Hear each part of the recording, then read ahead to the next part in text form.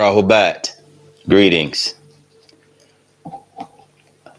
Assalamu alaikum to the Muslims. Shalom alaikum to the Hebrews. Greetings to all my Nation of Islam people or members that are joining in. I greet you all as Rahubat and welcome to the Actual Facts podcast. This is episode 2. And in this episode, I think if you have caught the previous episode, which is the origins of man, who created the black race, this continuation is due to the fact that it's a very popular topic. We got some great reviews last episode, and what we will attempt to do in this episode is make clear the true story of creation, the true story of the creation of the races on the planet. And with this podcast, you should be prepared to enjoy or embark upon a numerous amount of subjects and titles that people inquire about, questions that the scientific community has asked for years, questions that the religious community has asked.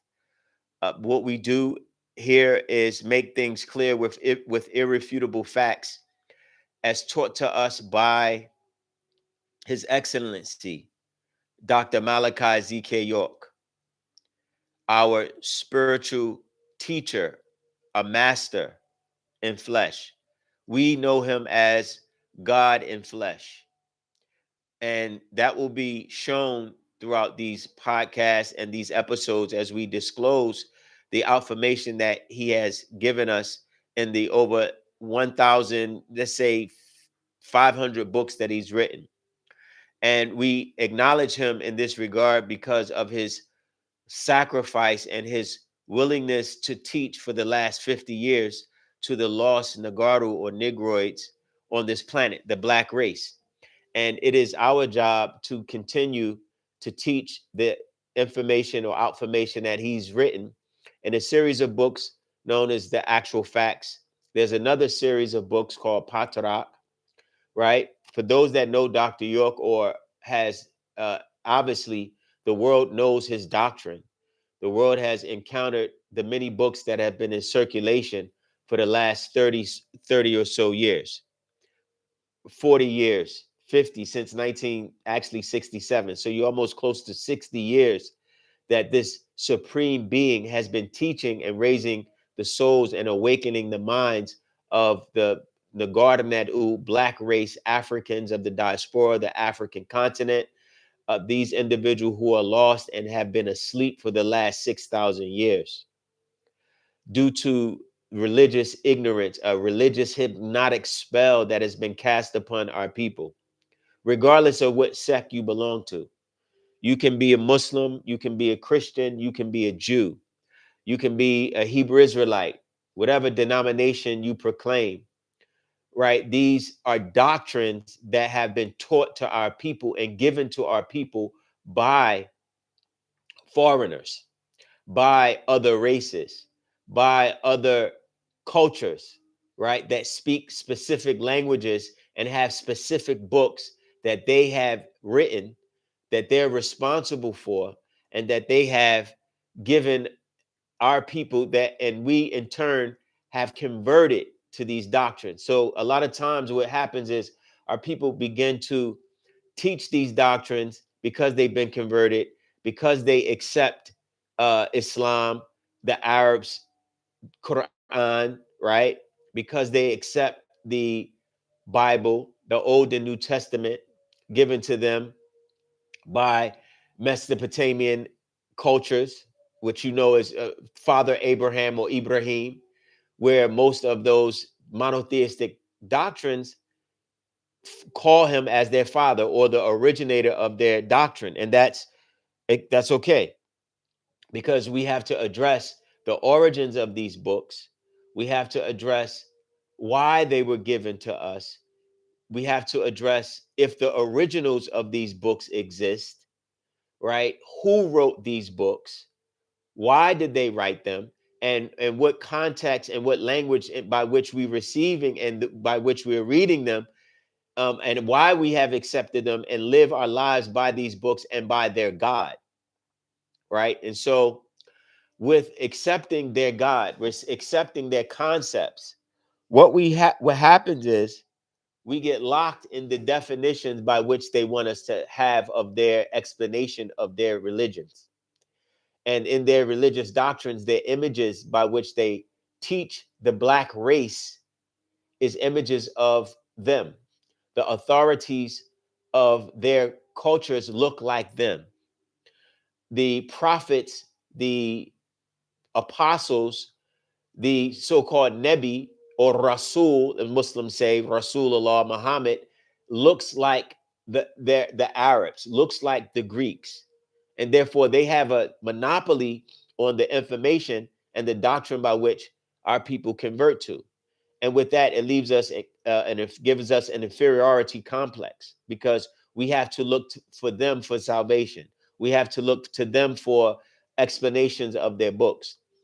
In this day and time, we have our master teacher, Dr. Malachi Z.K. York, who we will do a thorough explanation of who he is in this day and time, so that our people can understand, as an incarnated being, a divine being, his job here on this planet is to raise the 144,000 lost deities, the gods of the planet, the first race, the first people of the planet, in order to restore your divine right, to restore your divine link to your ancestors, because the day and time that we're in is shifting to where there's a new conscious grid, or a new conscious, let's say, transformation that is forcing our people to think differently. And we have to be in place to answer these questions, because the intelligence of our people is expanding, and they're having questions that the average preacher, reverend, imam, um, don't know and can't answer. So I welcome those that are joining in. I see you in the chat. Please, if you can, kindly share real quick and get those people in. There's people that may not know we're live. Obviously, we're going on we will be going on the uh Actual Facts podcast.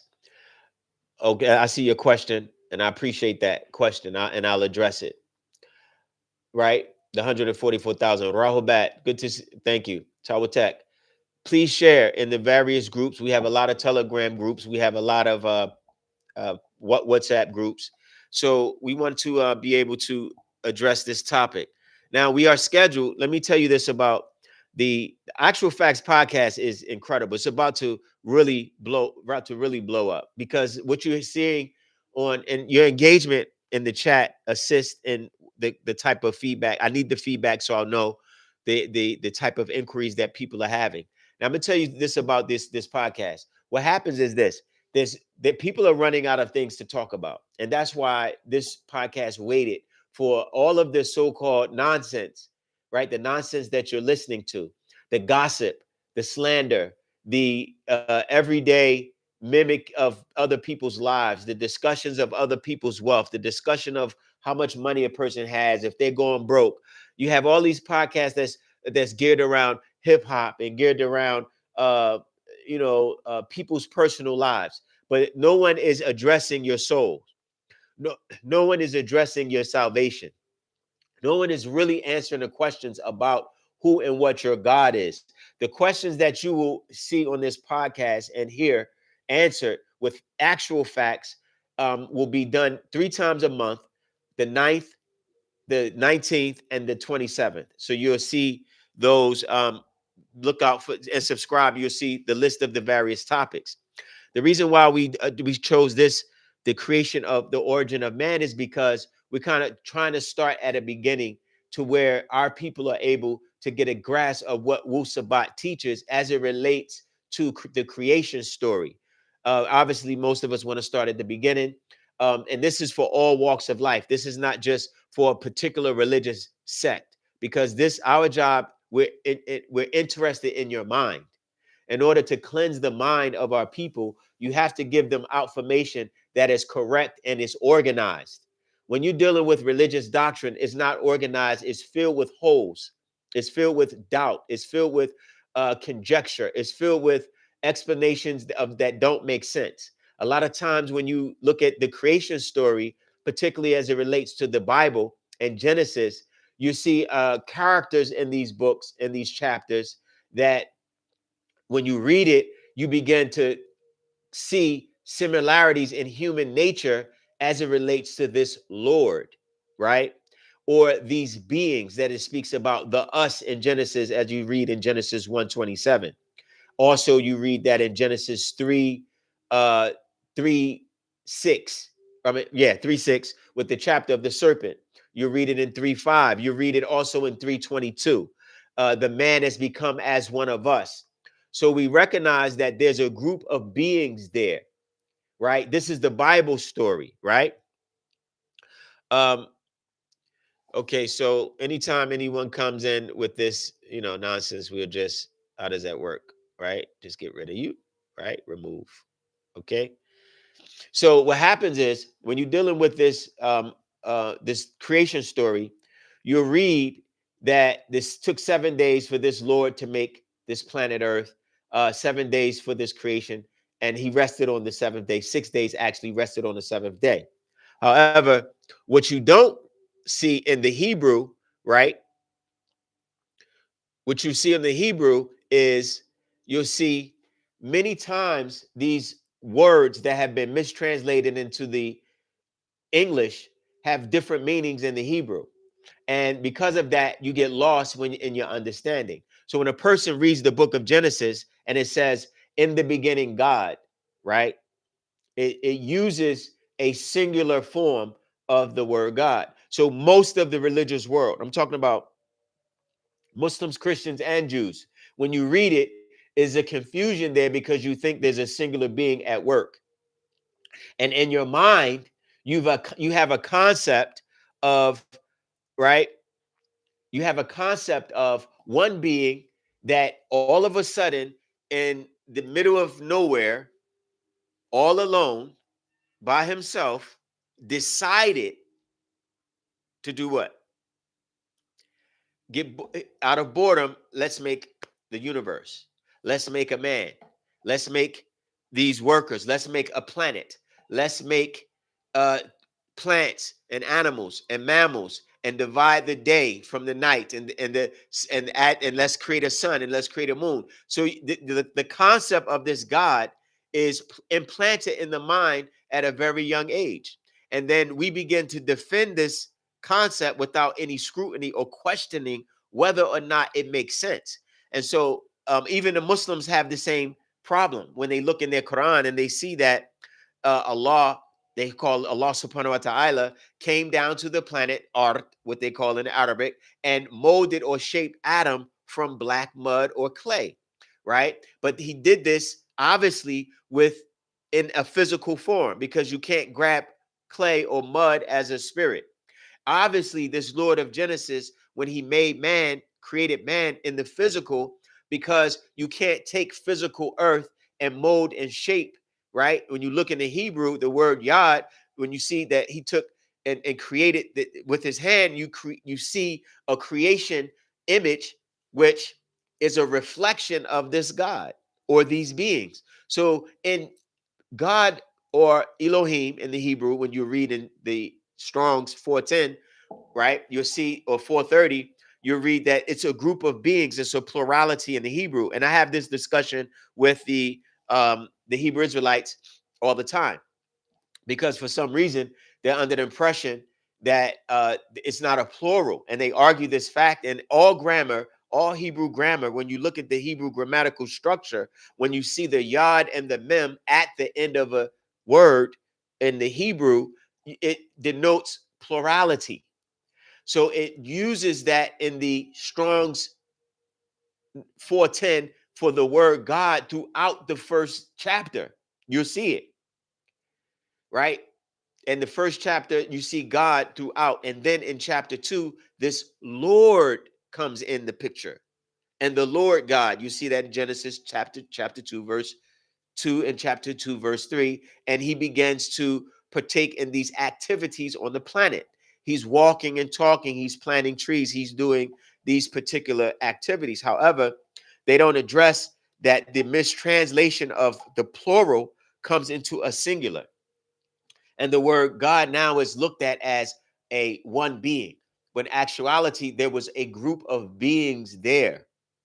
There was a group of beings, the us, that is responsible for at that particular time in a particular beginning, right? Not at the beginning. You see, it's in the beginning, phi, right? Which is Arabic for in a particular time frame, not at the beginning of all things. That's the first thing, right? So when you look at that, you see that you have to identify who this group of beings are. Why are these beings walking and talking and asking questions? Why is this Lord God looking for man? Why is he planting trees, as it says in Genesis 2:9? Right? Why is he uh, creating tests for his children? This is the type of God that we have to question in order for us to properly put in context at who this character is. Because everyone wants you to convert to a specific doctrine. Muslims want you to convert to Islam. Take your Shahada, fear Allah. You say, where's Allah? Oh, he's in heaven. Where's heaven? Further than the furthest star. Is he a man? Is he? No, he's a spirit, but he's inside. He's inside. Spirits are inside. He's inside heaven. Describe heaven. You ask a Muslim to describe heaven. Literally in their Quran, literally in their Hadith, they teach that heaven has, right, rivers of milk and honey. They teach you that you will wear robes. Most Muslims, Christians, and Jews teach that angels wear robes, but yet they teach that these beings are spiritual beings. Then you ask them, what is the purpose of a robe? They can't answer the question. And they say that, well, you just have to have faith. It's not time for that. Let's deal with the facts. That's what this actual facts podcast is about. So when you address this God character in Genesis, and we can get into the quotes. However, we're going to get into the quotes, but there's a lot to cover. When you address this God character and this being, you see that one, when he came, they came to the planet. They said, we do not have a man to till the ground. And they needed a particular man to till the ground, to do specific work for them. So they created this being in their image and after their likeness, because there was a conversation that took place. This God was not alone, as they claim. He was not by himself, as they claim. And if you say, well, he was with angels and he was with beings, then that means that he created these angels, according to religion, in a specific place. In Revelations 9, when you read that there was a war in heaven, there was a battle that took place, then you have to acknowledge that these angels are physical. If you don't acknowledge that they're physical, then you can't acknowledge the depiction of the religious doctrines that you convert to, of them having robes or them having wings or them coming down in Genesis chapter 6 and mingled amongst human beings. It literally says, and the sons of God came down and went in unto the daughters of men. And you'll read that in Genesis chapter 6. Actually, chapter 5 and 6, or 6 verse 5, where you see that these sons of God, not only do you have God as a being, but you have the sons of God coming down. And it came to pass, I'm in Genesis chapter 6, and it came to pass when men began to multiply on the face of the earth, and daughters were born unto them. Please let me know if I'm heard, if I'm clear, and if there's any interference with the uh sound, right, or the feed. Let me know. I appreciate it. Let's read this verse, Genesis chapter 6. That the sons of God, that word is Bain Elohim. So we have to acknowledge that God has sons, or these Elohim have children. And don't use this as just symbolic, because that's not what it says in the next chapter. It's the next verse. It says that the sons of God saw the daughters of men. That word is Adama, right? Bain for son, right? When you see daughters, daughters of the Adamites, that they were fair and they took them, all of what they chose. So there you see a particular act of taking women of the Adamites, which is another group or another species, or the daughters of the Adamites. And we'll backtrack a little bit, but I'm trying to point out that these beings that they are in reference to, when you read the book, contrary to the religious sermons that they give you, you see these are physical beings. You can see that in Genesis chapter 2, verse 9, where this being, this Lord, right? It says, and the Lord God planted a tree, a garden eastward in Eden. And there he put the man. These are physical actions. So this God that they claim, this Lord being, is not just a spirit. You got me? So who are these beings? And why are these beings at this particular point in time planting a garden or a tree and placing a man to test the nature of a man, and then asking this being, right, these specific questions that whereas as if he doesn't know? People will say, well, God knows all things. Muslim says Allah knows, right, what you know not. He knows all things, El Alimu, right? Which means the knower.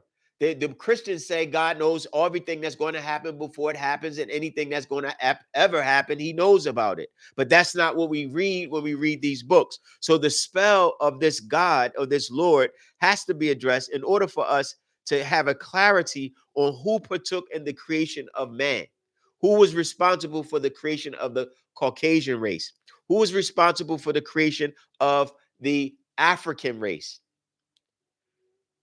With Genesis 1:27. So God created man in his own image. In the image of God created he him. Male and female created he them. And God blessed them, or Elohim. That word Elohim is there. And the Elohim blessed them. And God said, Elohim said, be fruitful and multiply and replenish the earth and subdue it and have dominion over it, right? Over the fish of the sea, and over the fowl of the air, and over every living thing that dwelleth upon the earth. So the question is, who are these beings? Why are these beings not spoken of?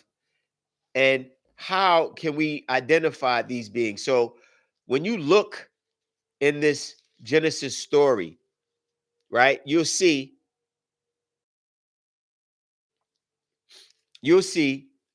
that one, this being is asking questions. Two, this being, this Lord, is responsible for the evil that's on the planet. A lot of people, if you ask the average religious person, they'll say, oh, the devil brought evil to the planet. Who brought evil? Who's responsible for evil? Who's responsible for disease? Who's responsible for murder and hate and enmity and death and poverty, right? They'll say the devil does these things. That's not what it says in Genesis chapter 2, verse 9.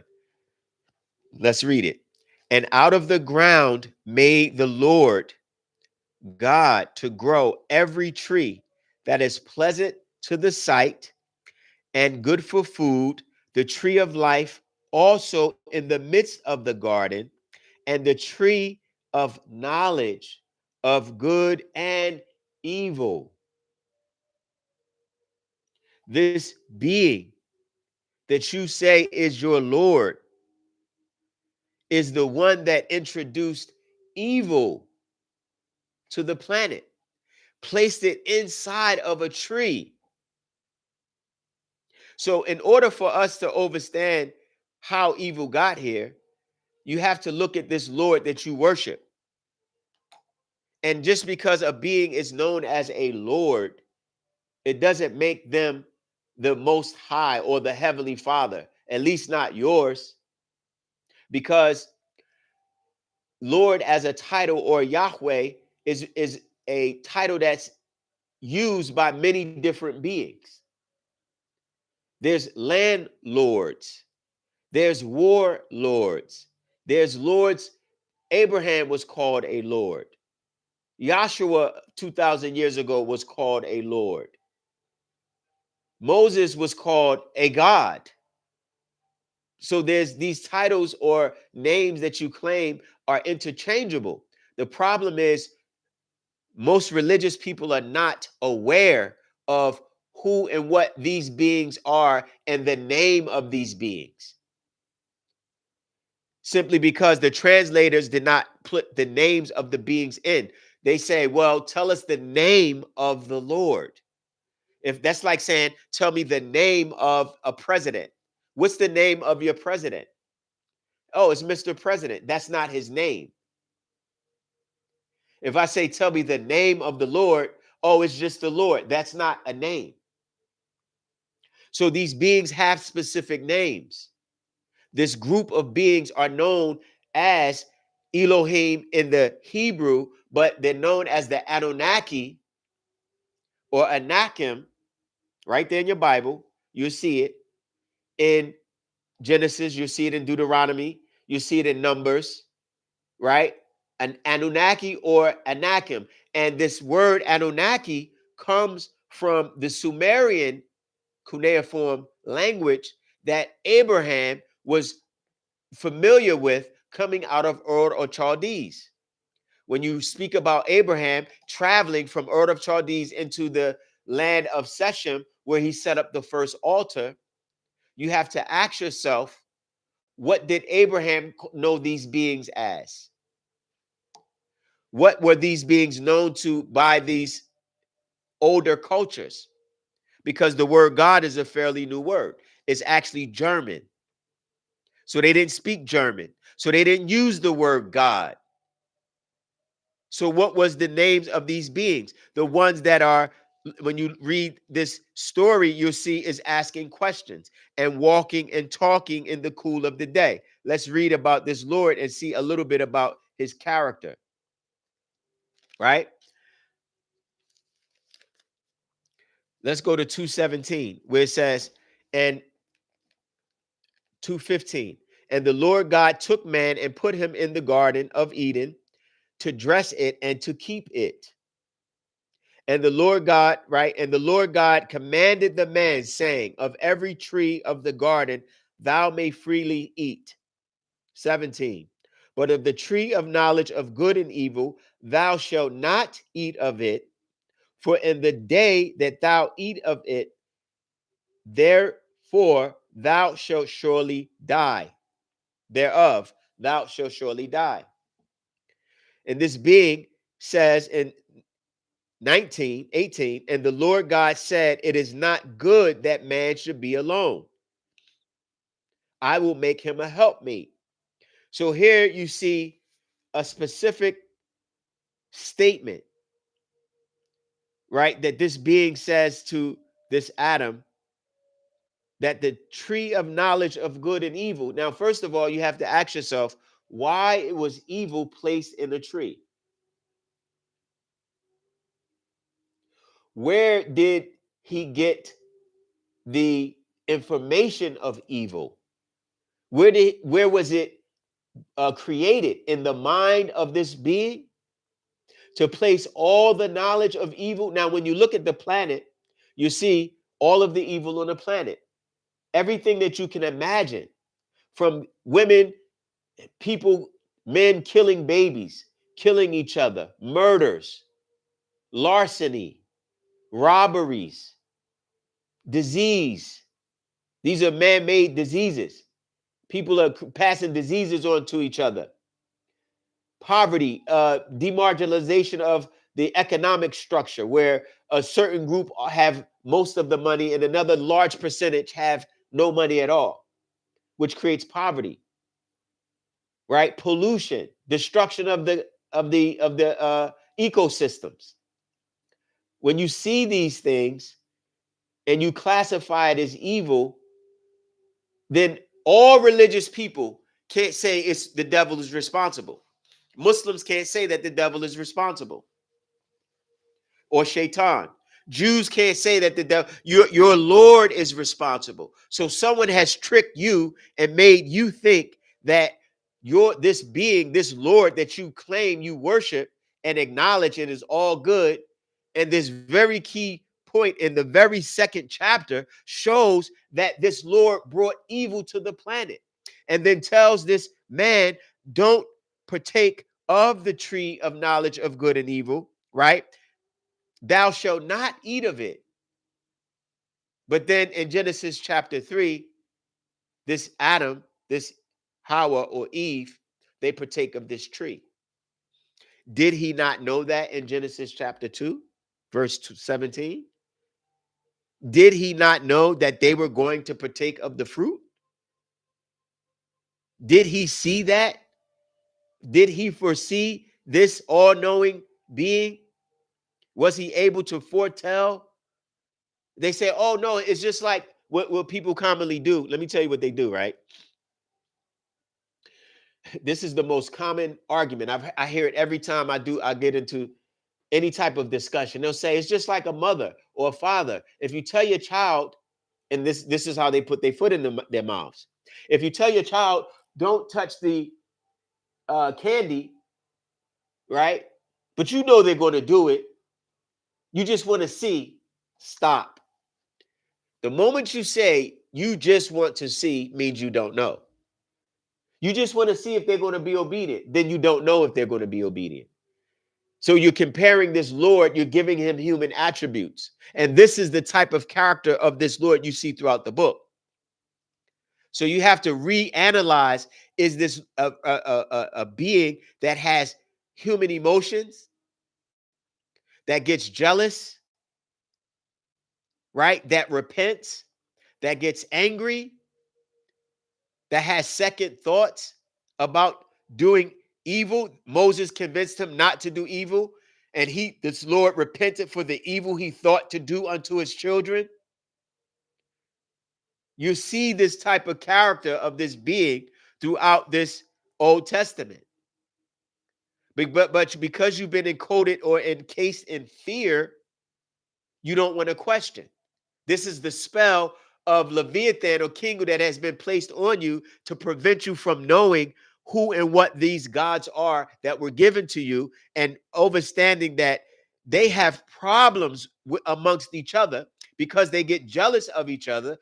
I, your God, am jealous of other gods. They have issues with human beings not turning out the way that they thought they should turn out. When you read in Genesis chapter 6, again, back to that same verse, in the very next chapter, what does he say in Genesis chapter 6?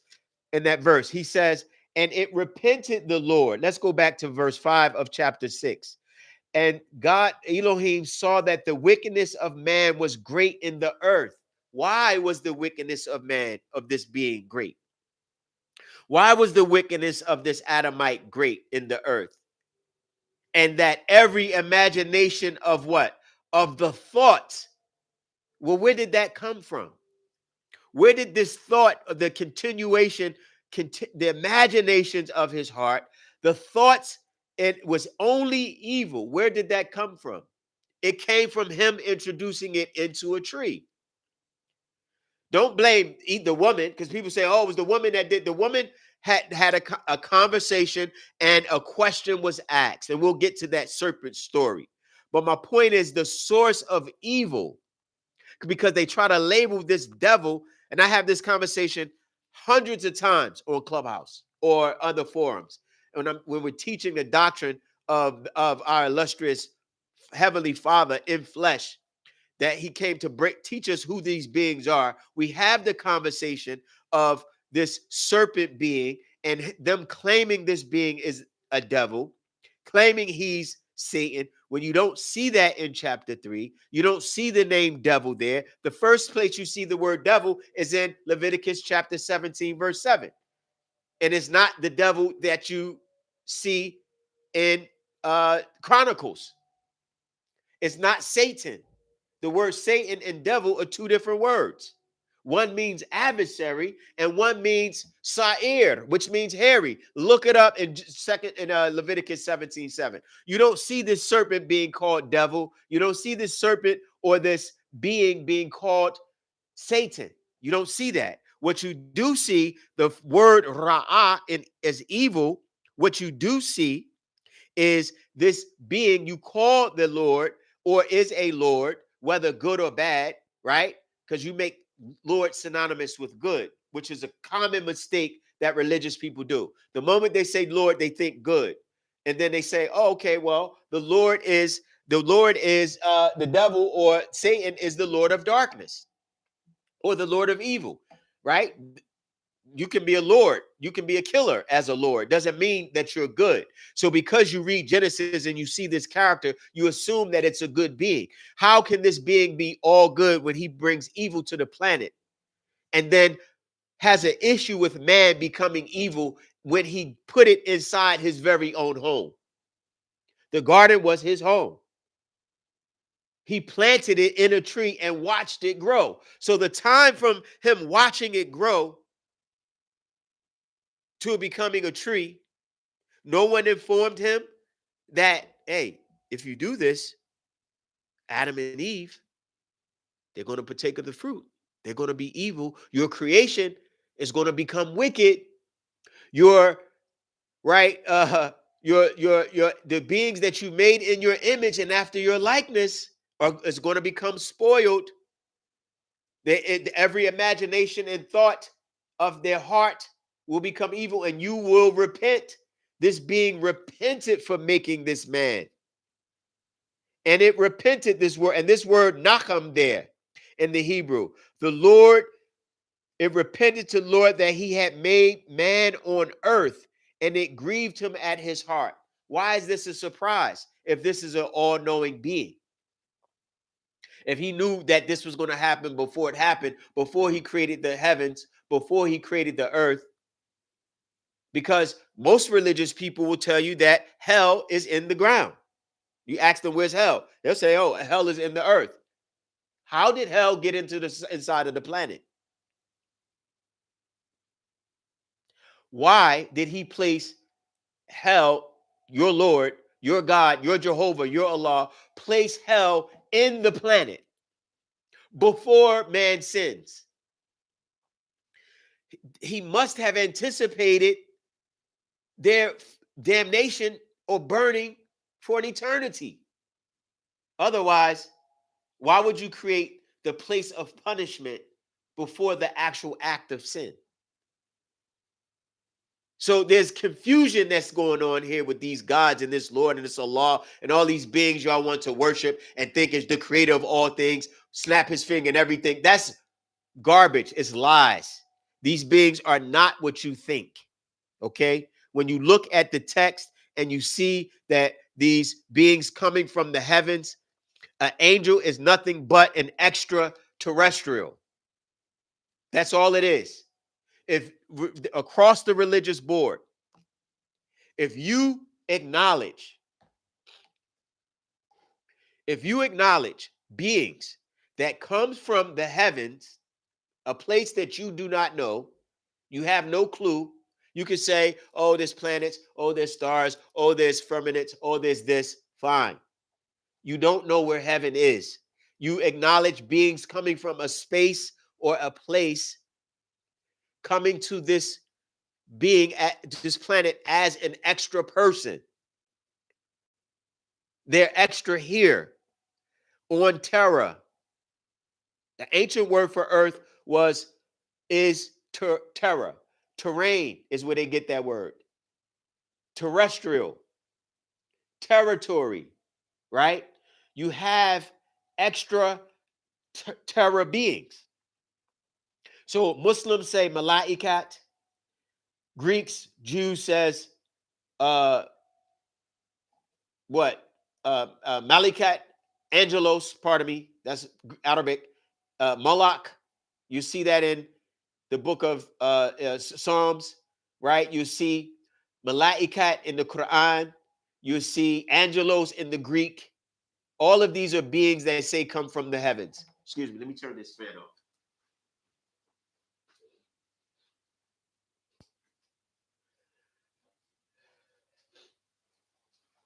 All of these beings, you say, come from another place. So they're extra here.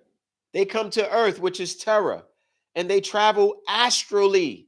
Astrally means the stars, right?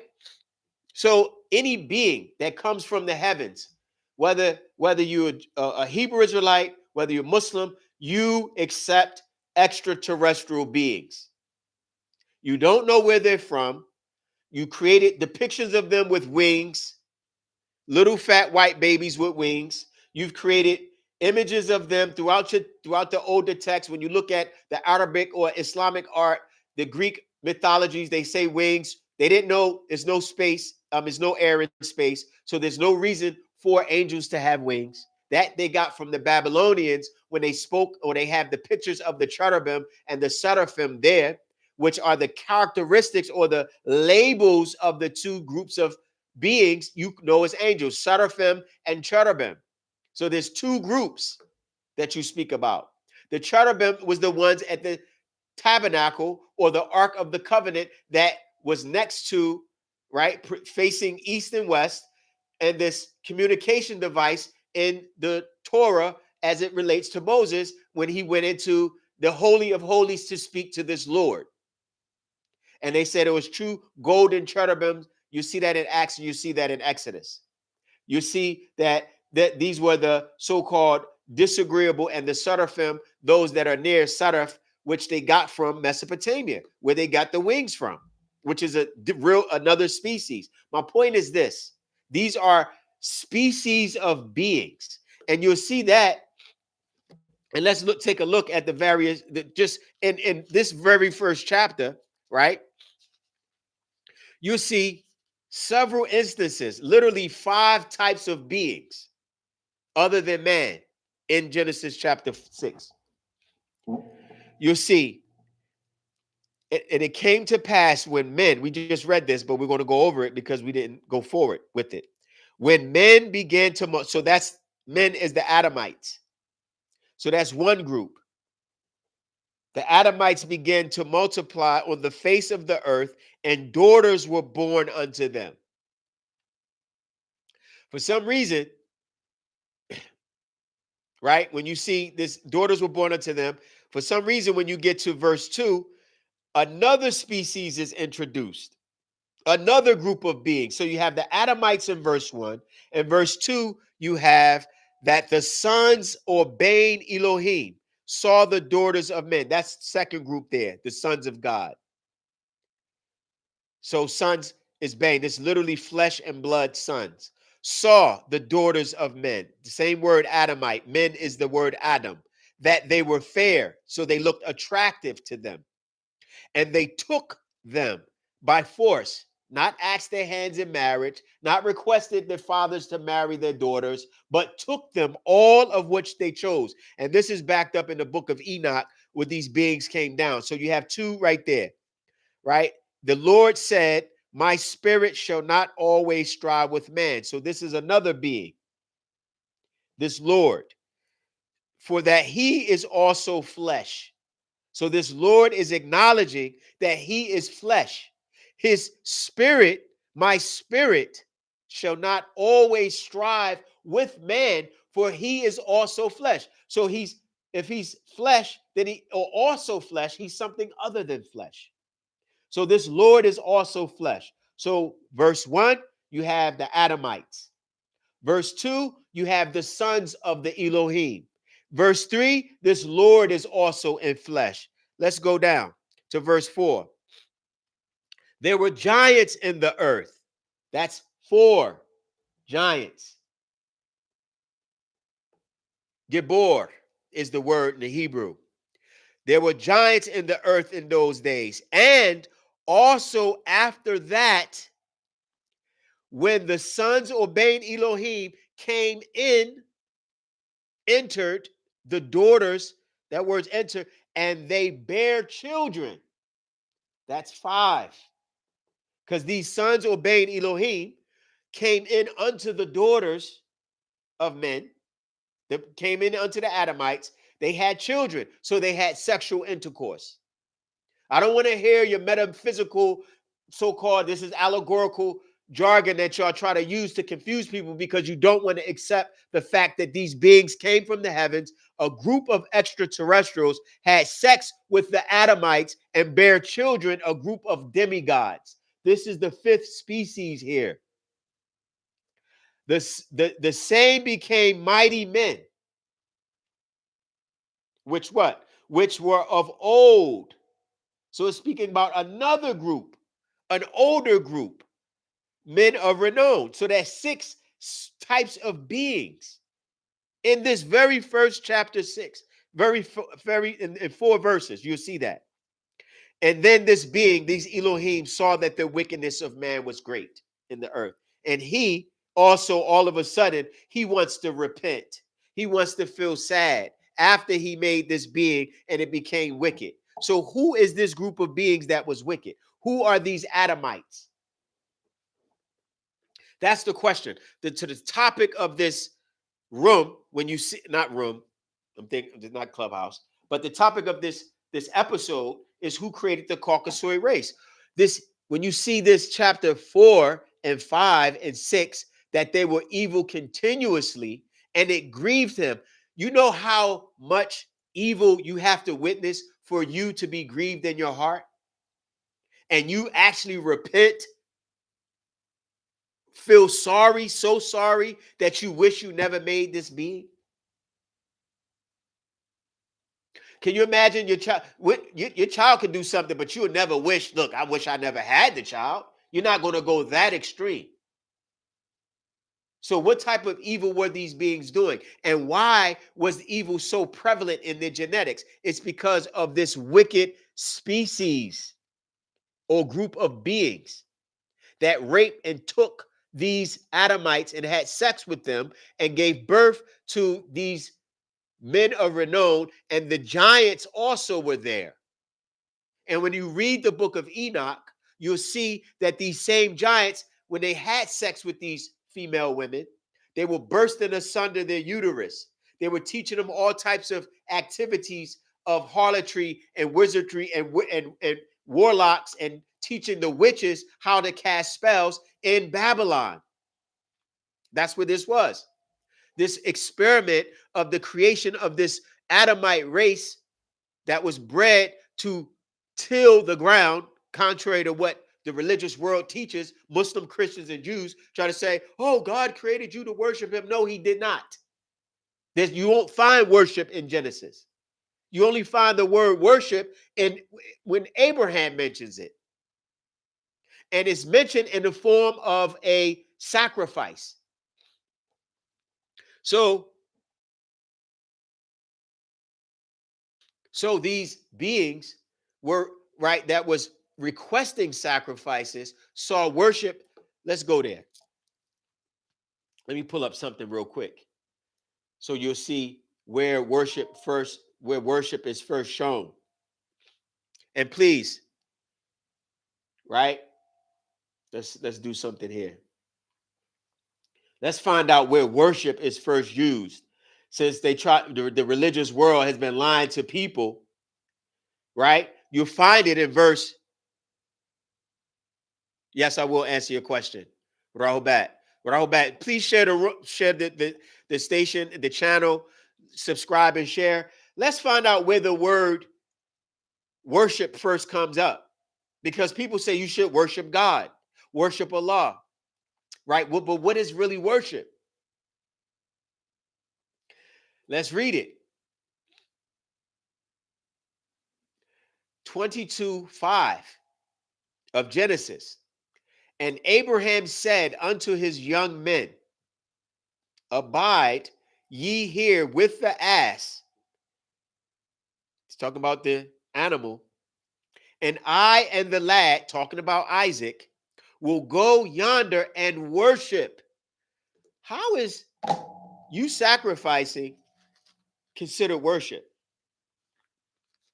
How all of a sudden the first time sacrifice comes up or the first time worship comes up is in the form of a sacrifice? Let's see why this takes place.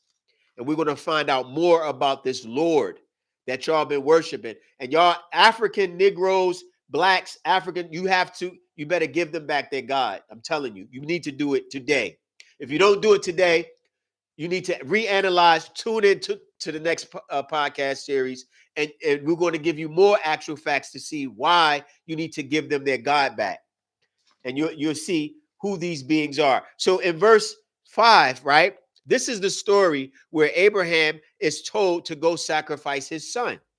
All of a sudden, right, another story of, not all of a sudden, because it goes back into Cain and Abel. This sacrifice is needed. This being is needing sacrifices, continuous sacrifices. Keep note of that. Not just a sacrifice of an animal, but also sacrifice your son. Also sacrifice this bull.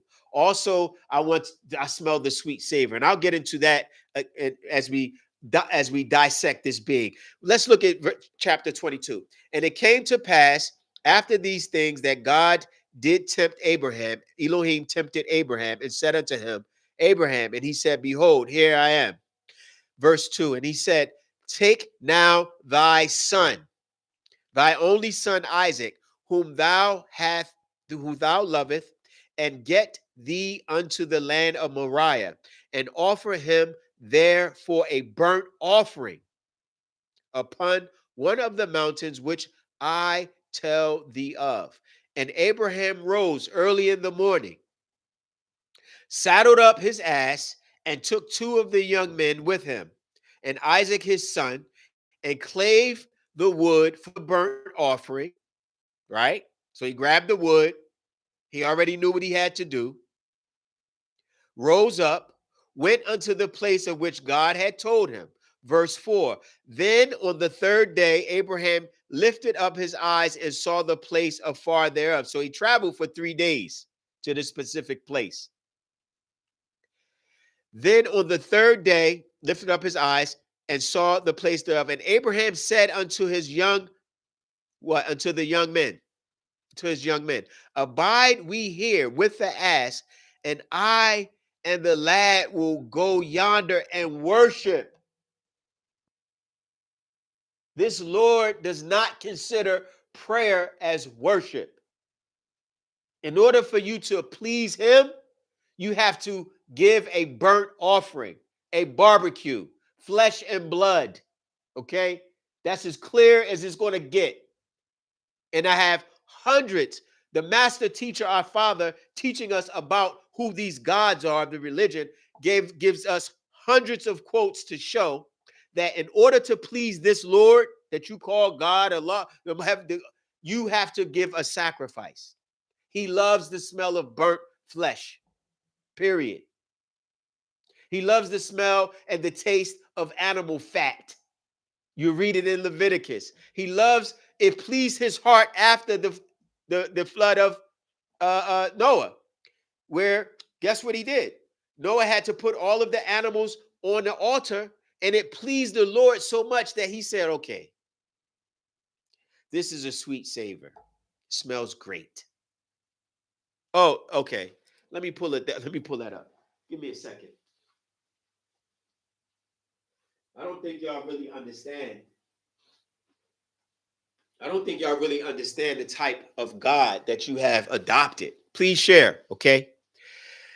Please share. Put it in the groups. I know y'all in those groups, Telegram groups, right? I have a list of quotes where this being just enjoys. I've never, it really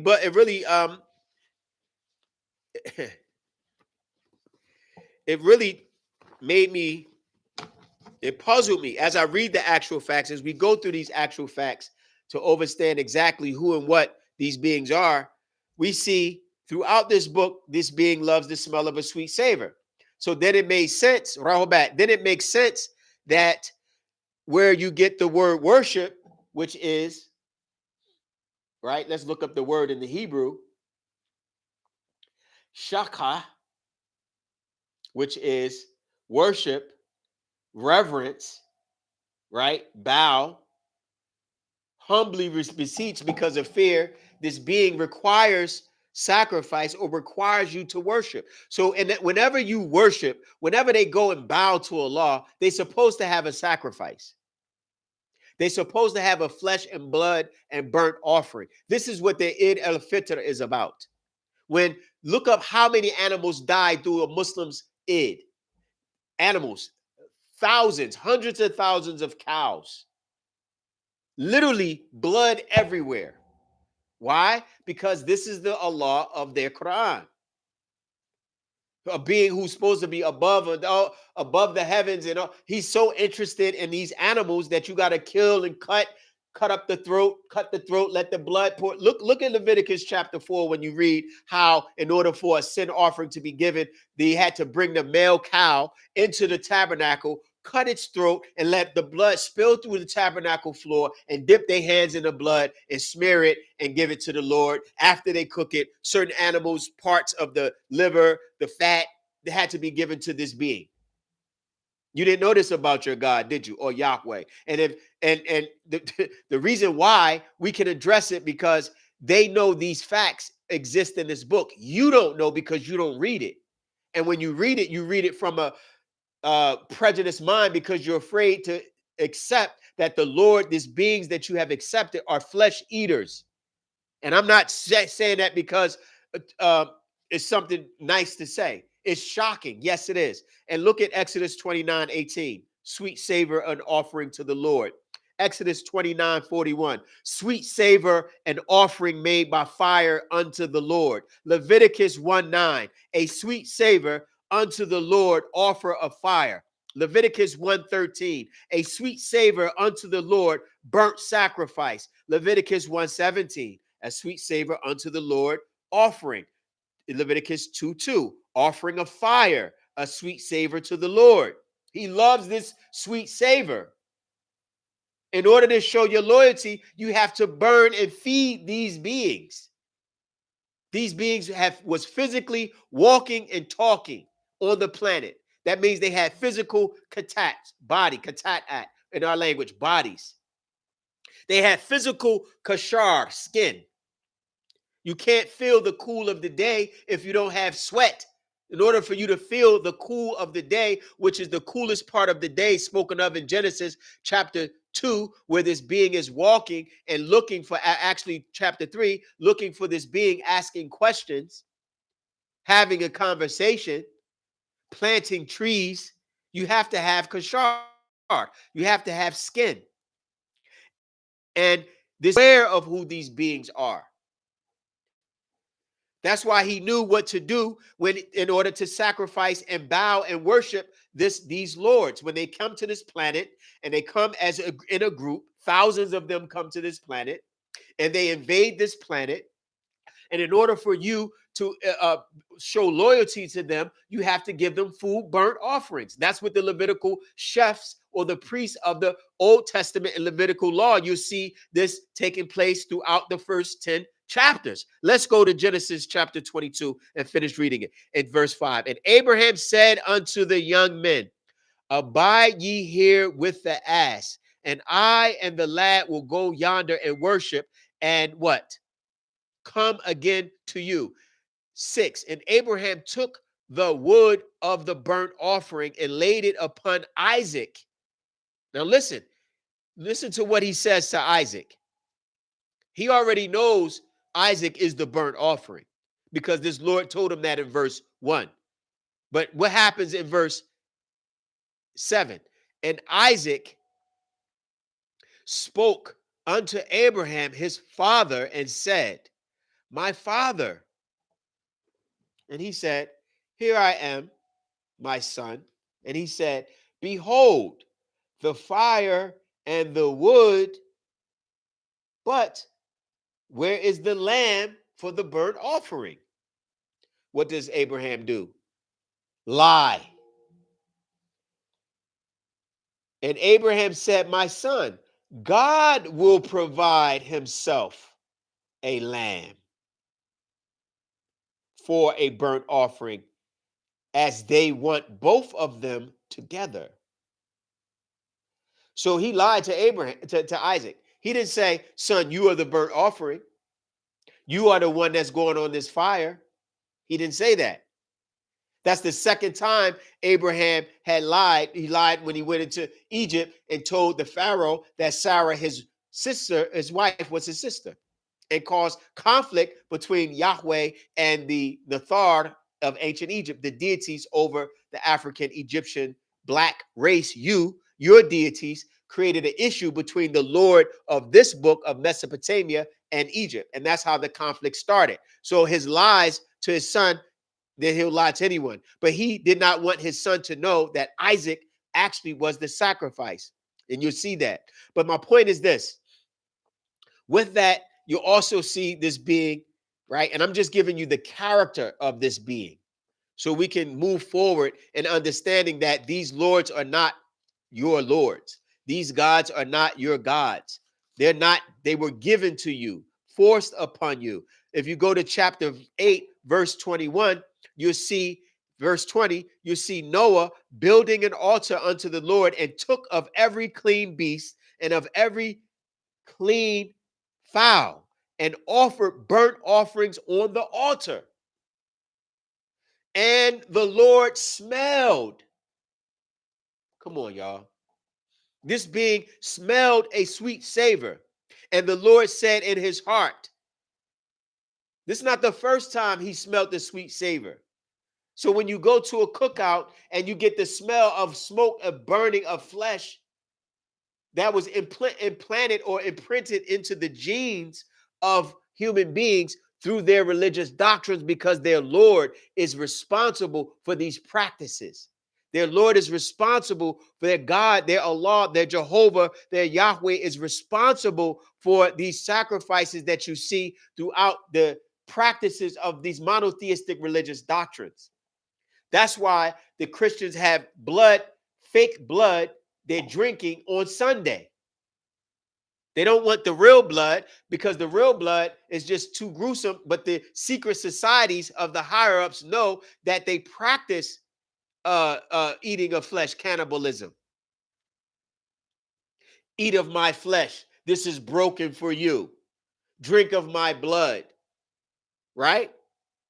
When you go throughout the Levitical practices in the Old Testament, you'll see this Lord. Let's go to Leviticus chapter 4 real quick so I can show you very quickly, because they don't want you to read these. They just preach and preach and preach, running their mouth. Preachers running their mouth and don't know what the hell they're talking about when it comes to this being that they want you to keep giving your life to, keep giving your soul to, keep giving your spiritual practice to. Yet they don't tell you that he really wants blood. Let's go to Leviticus chapter 4, verse 3. If the priest that is anointed do sin according to the sin of the people, then let him bring for his sin, which he hath sinned, a young bullock without blemish unto the Lord for a sin offering. Verse 4.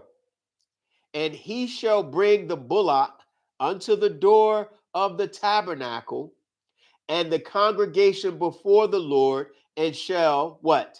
Lay his hand upon the bullock's head and kill the bullock before the Lord. Another killing. He wants you to kill the bullock. And then what happens? And the priest that is anointed shall take of the bullock's blood. You would think that it's only the satanic churches that do that.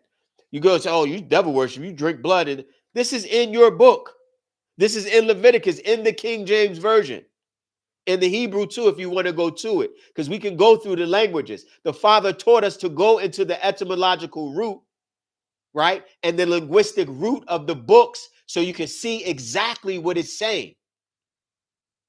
Even though they don't have the originals, they have the oldest or some of the oldest, but they don't have the original books written by these particular individuals or prophets or Moses. They don't have them. because they were copied from older texts coming out of Sumeria, where Abraham and his father Terah and grandfather Nahor was from, right on the earth, which is the worship where they worship these beings known as the Anunnaki, known as the Elohim, whatever language that was translated as. They're still the same group of beings. Now, when you see this in verse 5, and the priest that is anointed shall take of the bullock's blood and bring it to the tabernacle of the congregation. And then you move forward. Let's go back to verse 3. It says, it shall be a perpetual statute for your generations throughout all your dwellings, that ye shall eat neither fat, that she shall eat the fat and the blood. When you go to 16, the priest shall burn them upon the altar. It is the food of the offering made by fire for the sweet savor. All the fat is the Lord's. He's asking, requesting for fat of the animal. And he has to eat it first. He has to see the blood first. Please share, become a member, subscribe, right? And any questions, please put in the chat. I think there was a question. Let me get to this brother's question. What I'm saying is this. Let's go right here to chapter 3, verse 11. And the priest shall burn it upon the altar. It is the food of the offering made by fire unto the Lord. Why is your Lord asking for flesh and blood? Why is your Lord asking for requesting the fat, the liver, the caul, why is he doing that? Why is he enjoying the sweet savor? Is this being physical? Yes. He's a physical being. Does he have a face? Yes. You see it in Exodus 13. Actually, Exodus 33. Let's go to some of the physical body parts of this being. So then you'll understand why he created a being in his image and after his likeness. This is important. Exodus 33.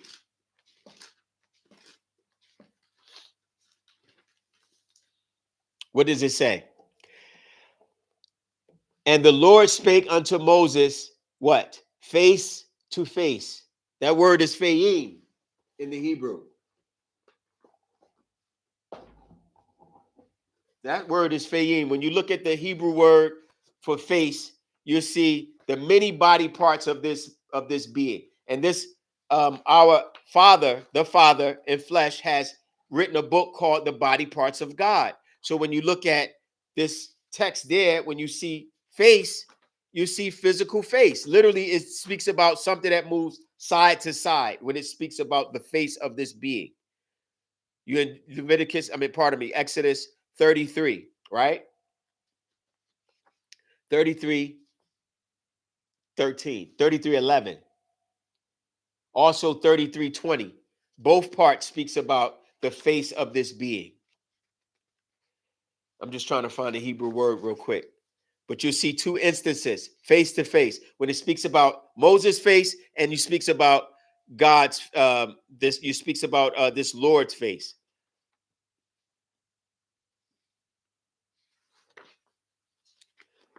Okay, yeah, face. Painim, sorry. Does he have eyes? Yes, he does have eyes. Yes, this being does have eyes. Right, when you read Exodus 17:30 in Strong's number 5327, 5237, pardon me. Psalms number 11:4, you see the word eyes there, which is ayin. It means literal eye, from the word afaf, right? Anybody that knows Hebrew, I'm sure there's some Hebrew Israelites, know that this being has eyes. This being has a face, peinim. This being is a man. Exodus 15:3, this being is a man. The Lord is a man of war. They use the word esh there, which literally means a man. Does he have arms? Yes. Isaiah 40:10, Isaiah 51:50, 51:9, and Isaiah 52:10 speaks about Zahra or Zeroah, which is arms. So he has a face, he has eyes, right? He has hands, yod. You'll see that in Deuteronomy 34, 3:24. The word hand there is yod or yod, right? You'll also see it in Genesis chapter 5, verse 29. Exodus 31:8, this being has fingers. What am I getting at? I'm getting at the fact that these beings that you acknowledge as your so-called gods or lords are physical beings that do physical things. They lie. They lied. The first lie was told in Genesis chapter 2, verse 19. We went over 17. We went over that where it says, and the day you eat thereof, you shall surely die. They did not die in that day. And people say, oh, well, they died spiritually. That doesn't mean spirit. It doesn't mean spiritual death there. And if they die spiritually, that means the Lord is dead spiritually, because this Lord confirmed that man had become as one of us in 3:22. So that means that if they became as God and they died spiritually, that means that your Lord is dead spiritually. You can't have it both ways. You'll see that. Also, this being gets jealous, very jealous. Why does he get jealous? Well, jealousy is a sign of insecurity. Jealousy is a sign of weakness. We don't have gods that get jealous and have insecurities of things, of having something or not having something that another being may have. The only reason why your Lord gets jealous is because you're giving someone else attention to someone else. You're giving attention to this being. You're giving your time to this being. So he feels as though he doesn't have it.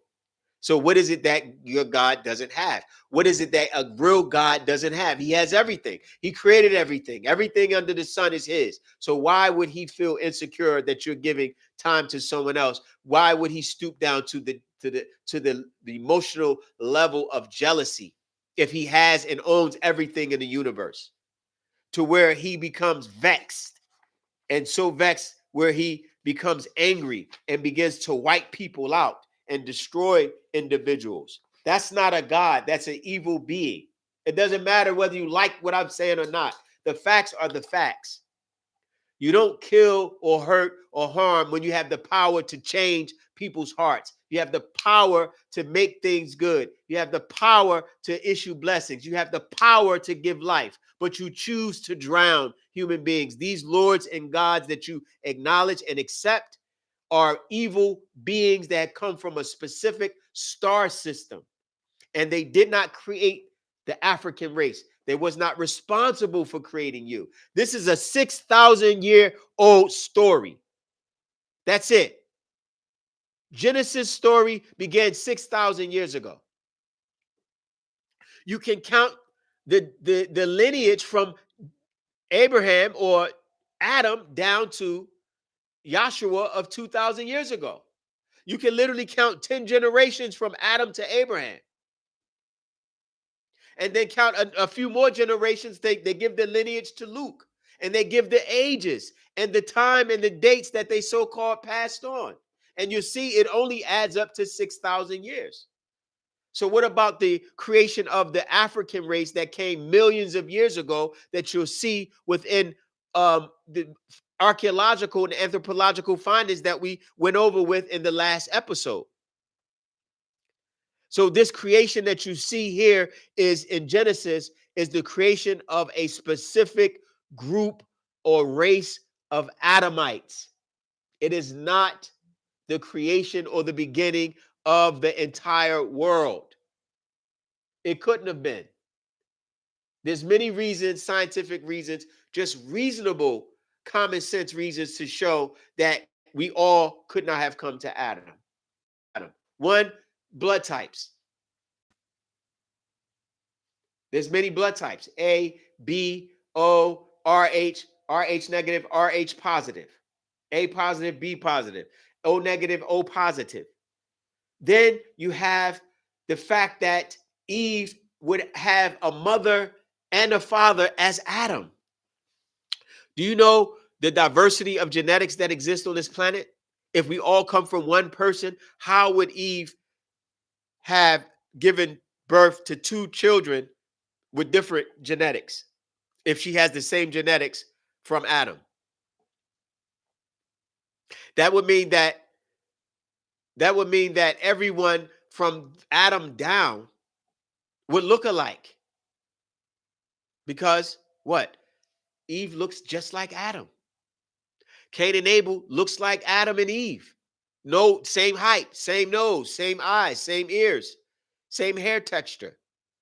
How do you have the Caucasian race, the Asian race, Indians, Native Americans, Sands, Neanderthal, Cro-Magnon, Asians, Polynesians, Indonesians, Pakistanians, Iranians, Mesopotamians, all of these different Chinese, Korean, Japanese.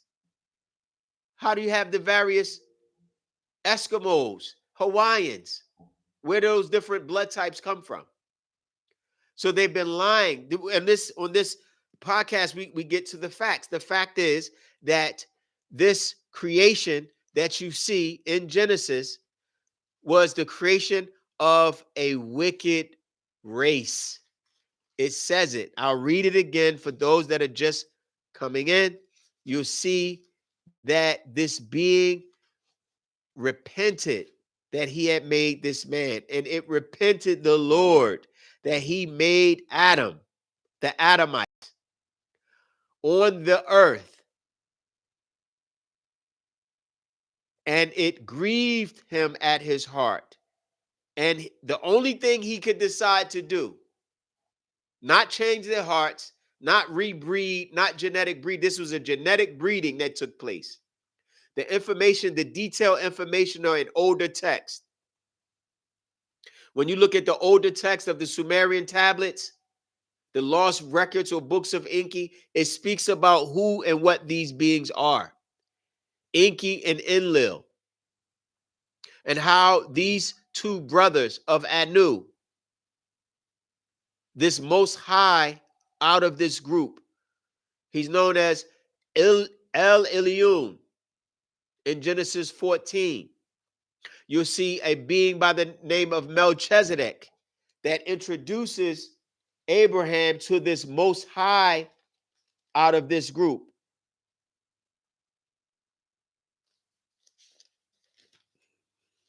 Let's read it.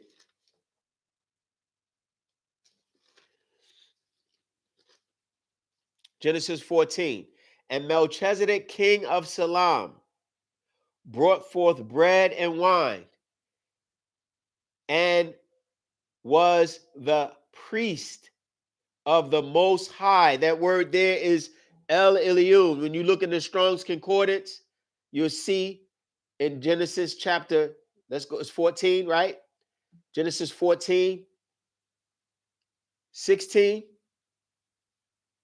There's the Hebrew word there is 14, 18, pardon me. The Hebrew word is Elyon, and it means the highest, the most high. So out of the group of beings, there's a highest being. This is what everyone wants to try to get to. They say, okay, we want to go to the most high. Then you have lower beings. These are your Elohim. But they have specific names. And we'll get into this in the next episode where we address who these beings are, the names and their descendancy. But this biblical text picks up where it was copied from these ancient texts that recorded the true stories. Look up the Atrahasis. Look up the Enuma Elish. Look up the lost books of Enki. Look up the tablets of Etana. Look up these ancient Sumerian texts that speaks about a specific group of gods. These are not your deities. Again, let me repeat. These deities are not the gods of the African race. The God of Allah, the law, that's the Allah, Jehovah, Yahweh, right? Give me another name. Elohim. These are not your gods. They don't do anything for you. 6,000 years, you have been praying to Allah. And black Muslims are still poor. Nothing has been done from their Allah. Jehovah Witnesses, they're still knocking on the door. No one is buying none of those pamphlets. Everyone has experienced hardship, suffering because you're worshiping the wrong group of gods. Period. Their gods help their race, right? The Arabs, Allah helps the Arabs. They are rich. You want to go to Dubai. They don't want to come to you. You want to go to Qatar. You want to go to Saudi Arabia. You want to go to Mecca. You want to go to these places where these beings, their gods, help the Muslims enslave you. While you're praying to their God is assisting the Arabs to enslave, and the Arabs been enslaving Africans since the 9th century because it's taught in their Quran. It teaches that. In their Quran, they allow they allows Muslims to enslave, and they are allowed to kill you if you don't convert, if you don't accept Allah. And don't have no Muslims come into these chats or come into my comments, because I'm going to do an episode strictly right now. I'm not even getting into the actual details and the sources, because we will go through that Quran. We are just touching on the biblical text, but these gods, or the concept of the gods that they gave you, it's been lies. And they don't want to tell you that their gods can't help you because they did not breed or create you as a Black African race of people. You were created millions of years ago. Your deities seeded the planet with your genes. And from that seeding, you metamorphosized or emerged out of water onto land by a series of events. And they know this by the fossil datings that the archaeologists have found, geneticists have found, paleontologists know about this, and they all speak about the out of Africa theory.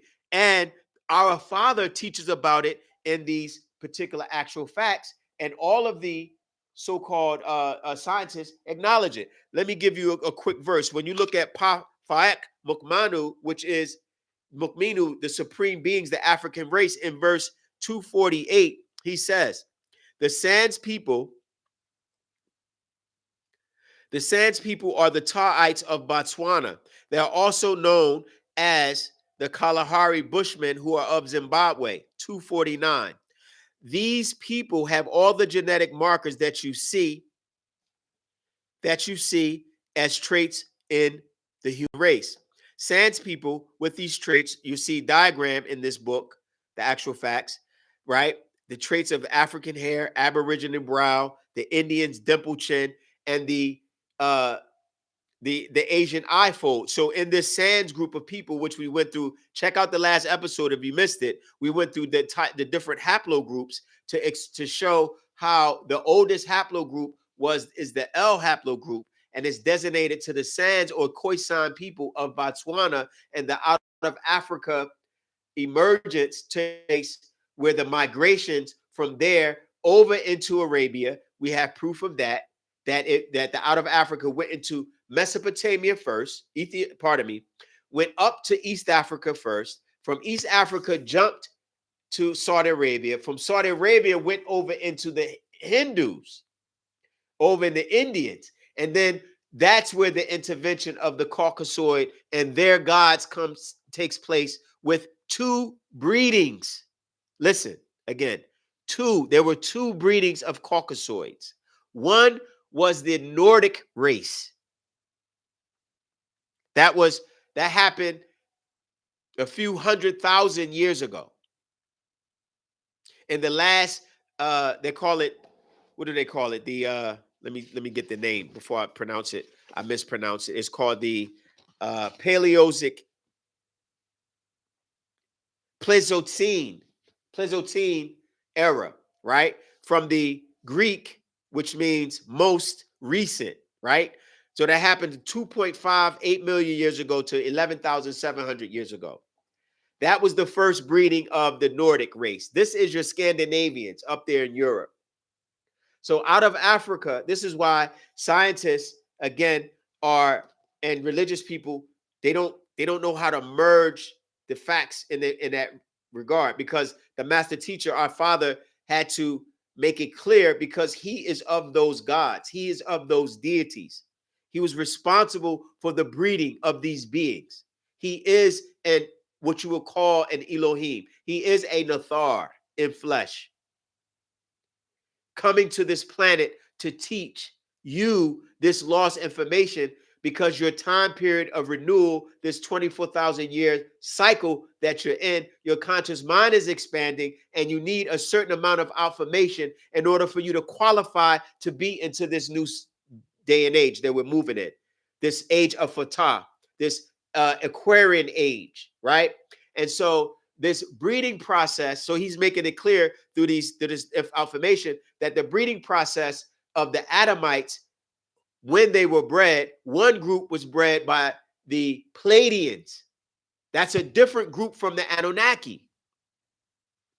That's different from the Seraphim and the Cherubim. That's different from the Gibor or the Raphaim that you see throughout the books. There's many creatures and breedings throughout this Bible.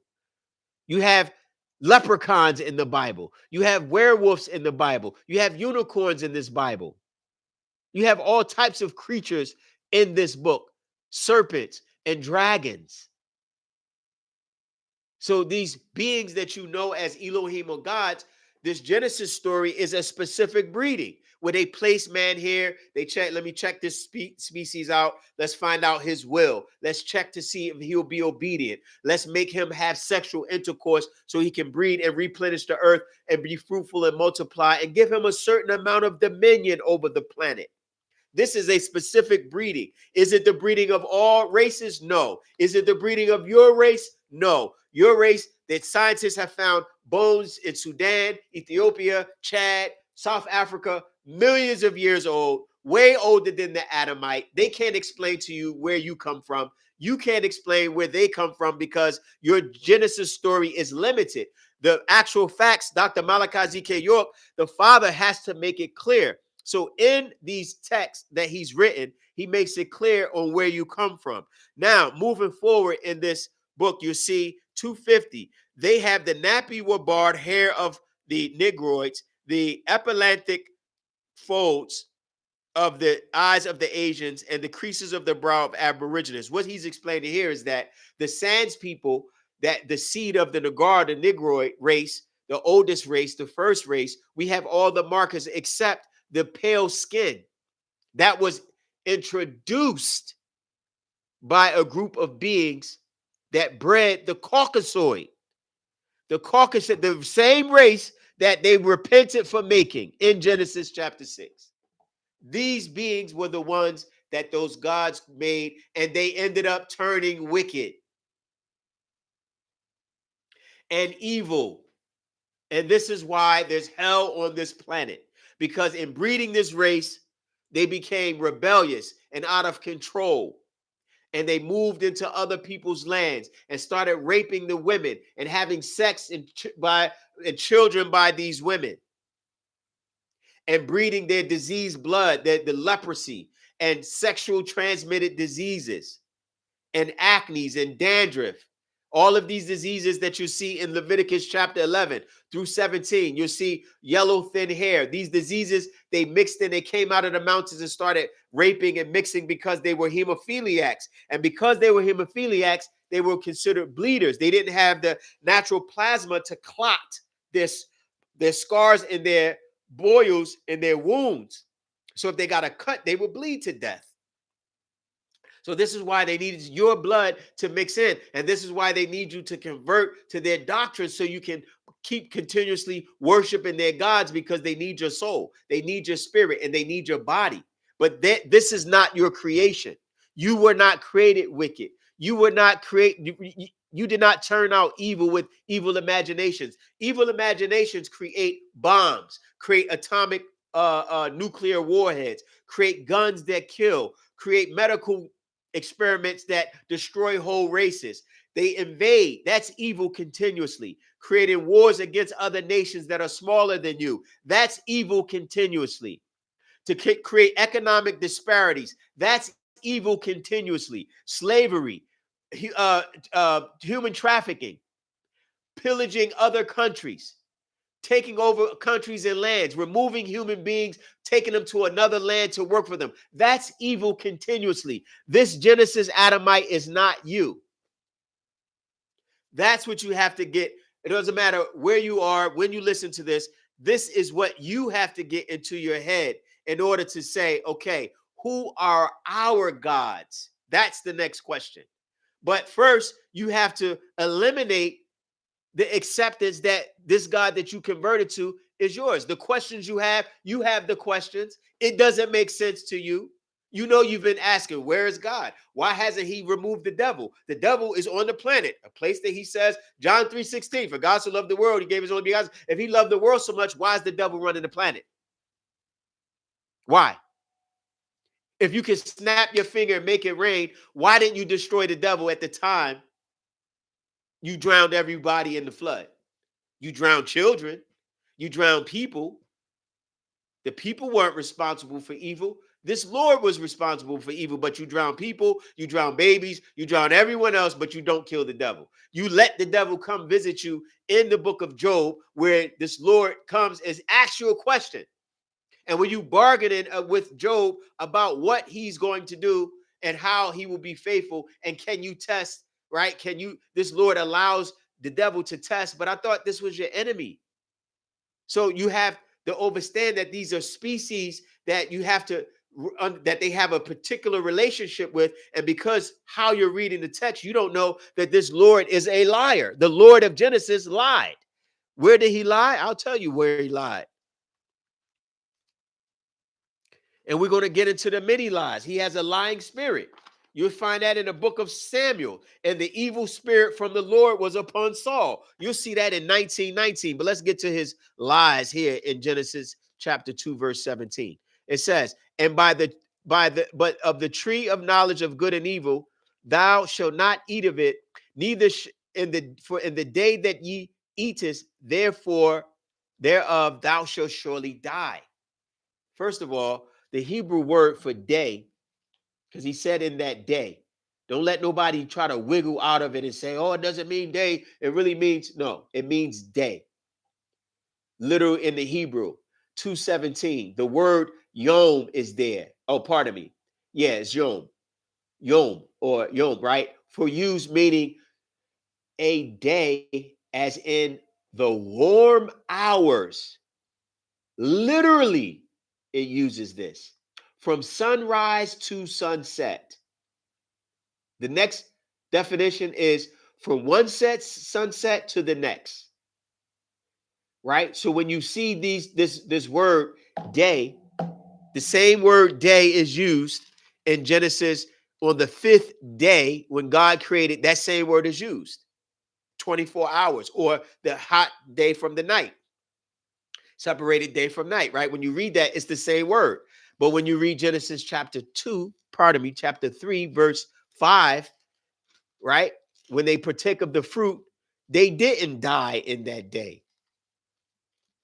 It says, and when the woman saw that the tree was good for food, and that it was pleasant to the eyes, and the tree to be desired to make one wise, she took of the fruit thereof and did eat, gave unto her husband, and he did eat. Right? And the eyes of them both were opened. So either you die, your eyes are open, or he lied, their eyes were open, and they became as God, as the serpent said. The serpent said in 4, and the serpent said unto the woman, ye shall not surely die. For God does know that in the day, the same day you eat thereof, your eyes shall be opened. The day you eat thereof, your eyes shall be open. Verse 7, and the eyes of them both were open. Go back to verse 5. For the serpent says, for God does know, the Elohim does know, that the day you eat thereof, your eyes shall be opened, and ye shall be as gods. Who said that? This serpent being. This being that they claim is the devil. Why did this Lord call him a devil? Because he was the one that told them the truth about this Lord. And this is why the master teacher became hated, because he was addressing the religious God, the lords that they claim that you should have, and how he's lied to you. How he has a group of beings or Luciferians that's responsible for casting a spell on Negroes, blacks, to keep worshiping them and get nothing in return. That one day you'll die and get your pie in the sky when you die. Everything is about death. You'll see God when you die. You'll get to judgment when you die. You'll get your payments of gold and your gates when you die. Not while you're alive. You don't get anything alive while they take the riches from you, while they take the gold, while they take the diamonds, while they take your resources, while they take your soul. Wait till you die to see the Lord. While they take your money, wait till you die. While they take everything while you are alive. They've been lying to you. Everything about it is a lie. They don't have these original books anyway, so they can't confirm that the writer of this text, there's no books by this, there's no written word of God. How is this the written word of God and it's talking about God? In the beginning, God said, read it.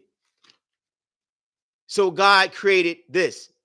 God created man in his image and after God, and God blessed them. And God said to Adam, I thought it was by God. I can go through this 1,000 times through the text and you'll see that this book is not by Moses. Moses didn't write this book because it's about Moses. How is this book written by Moses? And it says, and afterward Moses and Aaron went in and told the Pharaoh, thus said the Lord. Who's writing? Use your brain. Don't fight and be upset because someone's pointing this out and you've been living your whole life. Who's writing this? And afterward, Moses. I thought this is in the book of Exodus chapter 4. I thought Moses was writing. In whose image and likeness, Rahubat, and likeness is the Mukasu? The Mukasu is in the image and after the likeness. That's a good question. Oh, thanks for the questions, because you can keeping me engaged. So the Mukasu is in the image and after the likeness of several species. That's a good question. Let's get into that. Let's look at some of the descriptions of the Caucasoid, the Mukasu. This is not racism. It's not racism. It's an acknowledgement and a respect for genetics. If you're a geneticist and you know anything about genealogy or genomics or genetic engineering, this is what these scientists, these beings are responsible for. So when you look at the types of Caucasoids that exist, let's deal with the area of let's say Scandinavia and Poland. You see that there's very pale Caucasoid. They're white hair, white skin, very pale, transparent skin, pale eyes. Then you have some that are red hair, freckles, right? Then you have some that are brown hair, brown eyes. Then you have some that are blonde hair and blue eyes.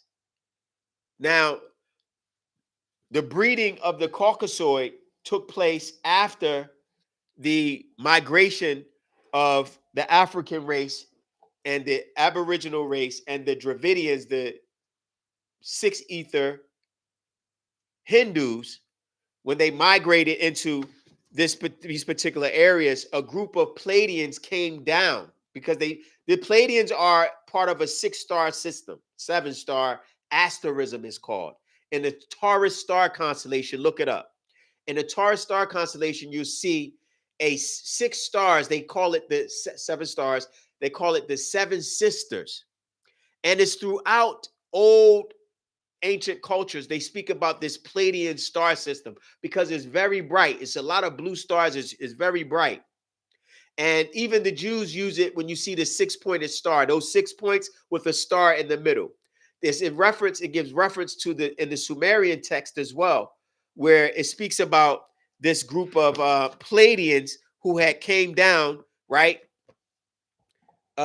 They call, and it's called Pleiadians in Mesopotamia. It's a reference that you can look it up, right? Pleiadians is frequently depicted as 7 dots or 7 stars and identified as a mythological level with groups of 7 divine beings.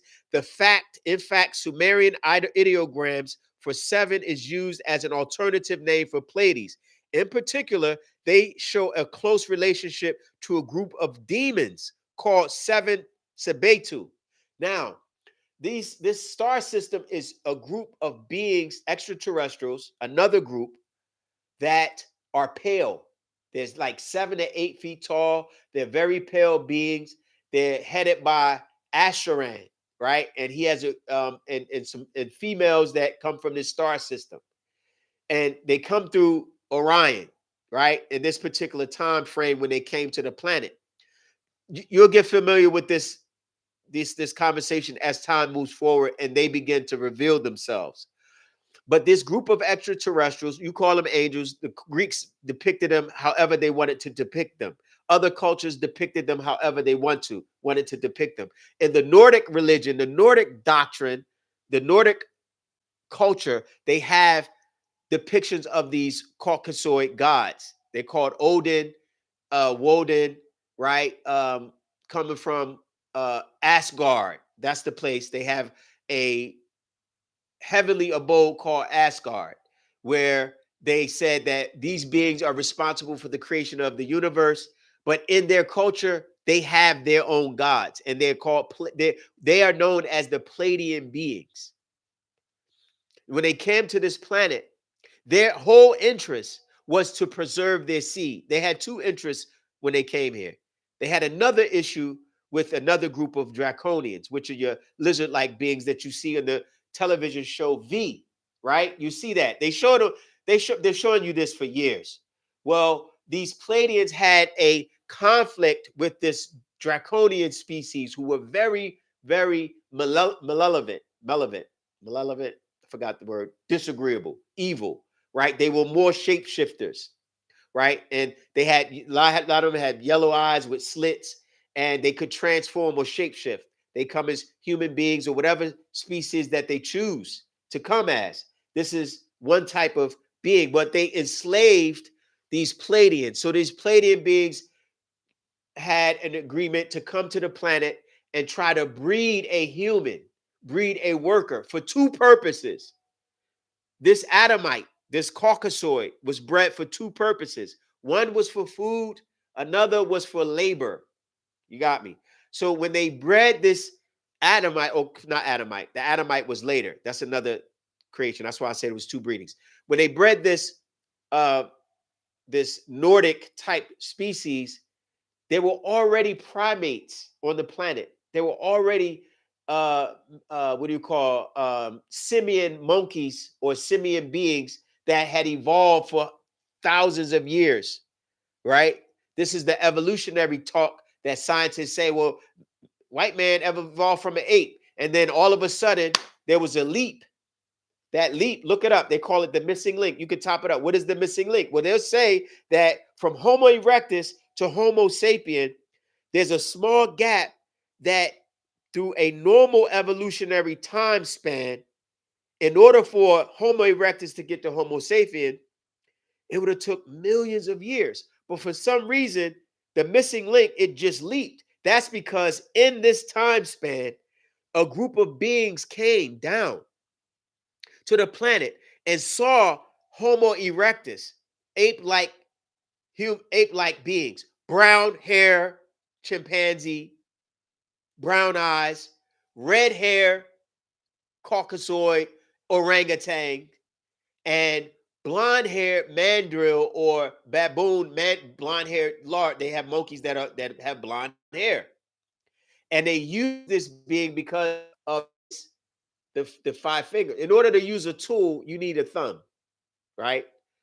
That's in order to work, you need a thumb, right? You need a working thumb.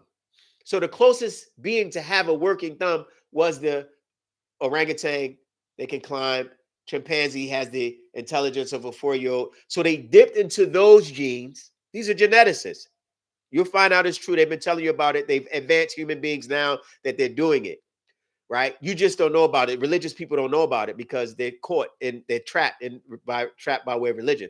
But this actual facts will help you bring you out of it. They needed that specific gene, mix their genes, this Pleiadian Caucasoid gene, and upgrade it to a Nordic three root race group of beings called what?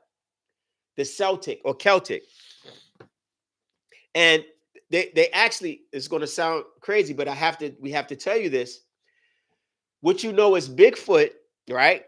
There's a Bigfoot being. People say Sasquatch. People know, the scientists know, they have footprints of it. It's an intelligent being. Where is it from? It came from Sirius. This being, they all travel through intergalactically. Humans are getting there. You'll get there. You get into Mars. You're traveling. You're not there yet. These beings have been doing it for thousands of years, millions of years, some of them. So the Pleiadians, back to the Pleiadians and the question about the Caucasoid, they use these primates that they found and they upgraded them, used their genetics and bred in their genes and created a type of man in their image and after their likeness. You get it? That's where that comes from.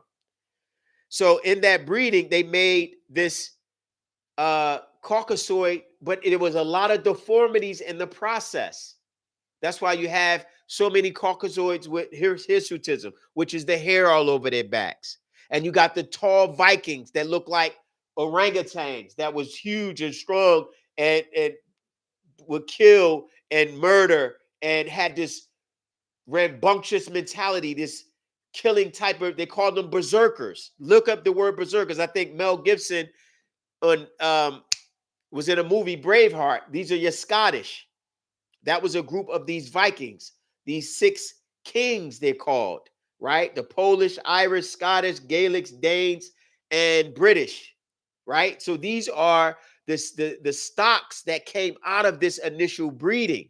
The Cro-Magnon was there as well. The Neanderthal was there as well, but they needed an intelligent being to they needed one to be able to work. They needed another one to be able to avoid being eaten. So they use the wolf as well. That's why they have the canine. Dog is man's best friend. So they used a group of animals and bred their genes into this new creature. And they made this European stock that you see in Europe today. That's why so many different types, and they have all these different characteristics. And you like, the Polish are different from the Scottish. Why do they look different? Why do the Vikings why do the Germans have this particular hair texture? Why do the, let's say, the French have this particular body shape or this blood type? And most of them are Rh negative blood types. So that happened pre-Adam story. This was a 6,000 year ago. This was the red man that was bred in Genesis. This is the Adama bred. That was the Anunnakis breeding. The Elohim bred this group in Genesis. They bred this group because they had a purpose for their breeding on the planet as well. That was totally different. So you had 2 breedings. Now, the first breeding over thousands of years, some of them beings went into caves. Some of them went into what you would call these tan lands. Pakistan, Uzbekistan, Luthistan. Give me another stand. Afghanistan, right? When you look at the tan lands, there's a list of them. They went into these lands. They were not races. They were not, let's say, ethnic groups. They were just lands. If you look at the Caucasoid, where he is, they're named after the land that they're from. That's not who they are. Who they are by genetics is something totally different.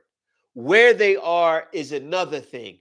Who they are is not where they are. You could be in Europe, but Europe is named after Europa. That's not an ethnic group. Europa is a bull.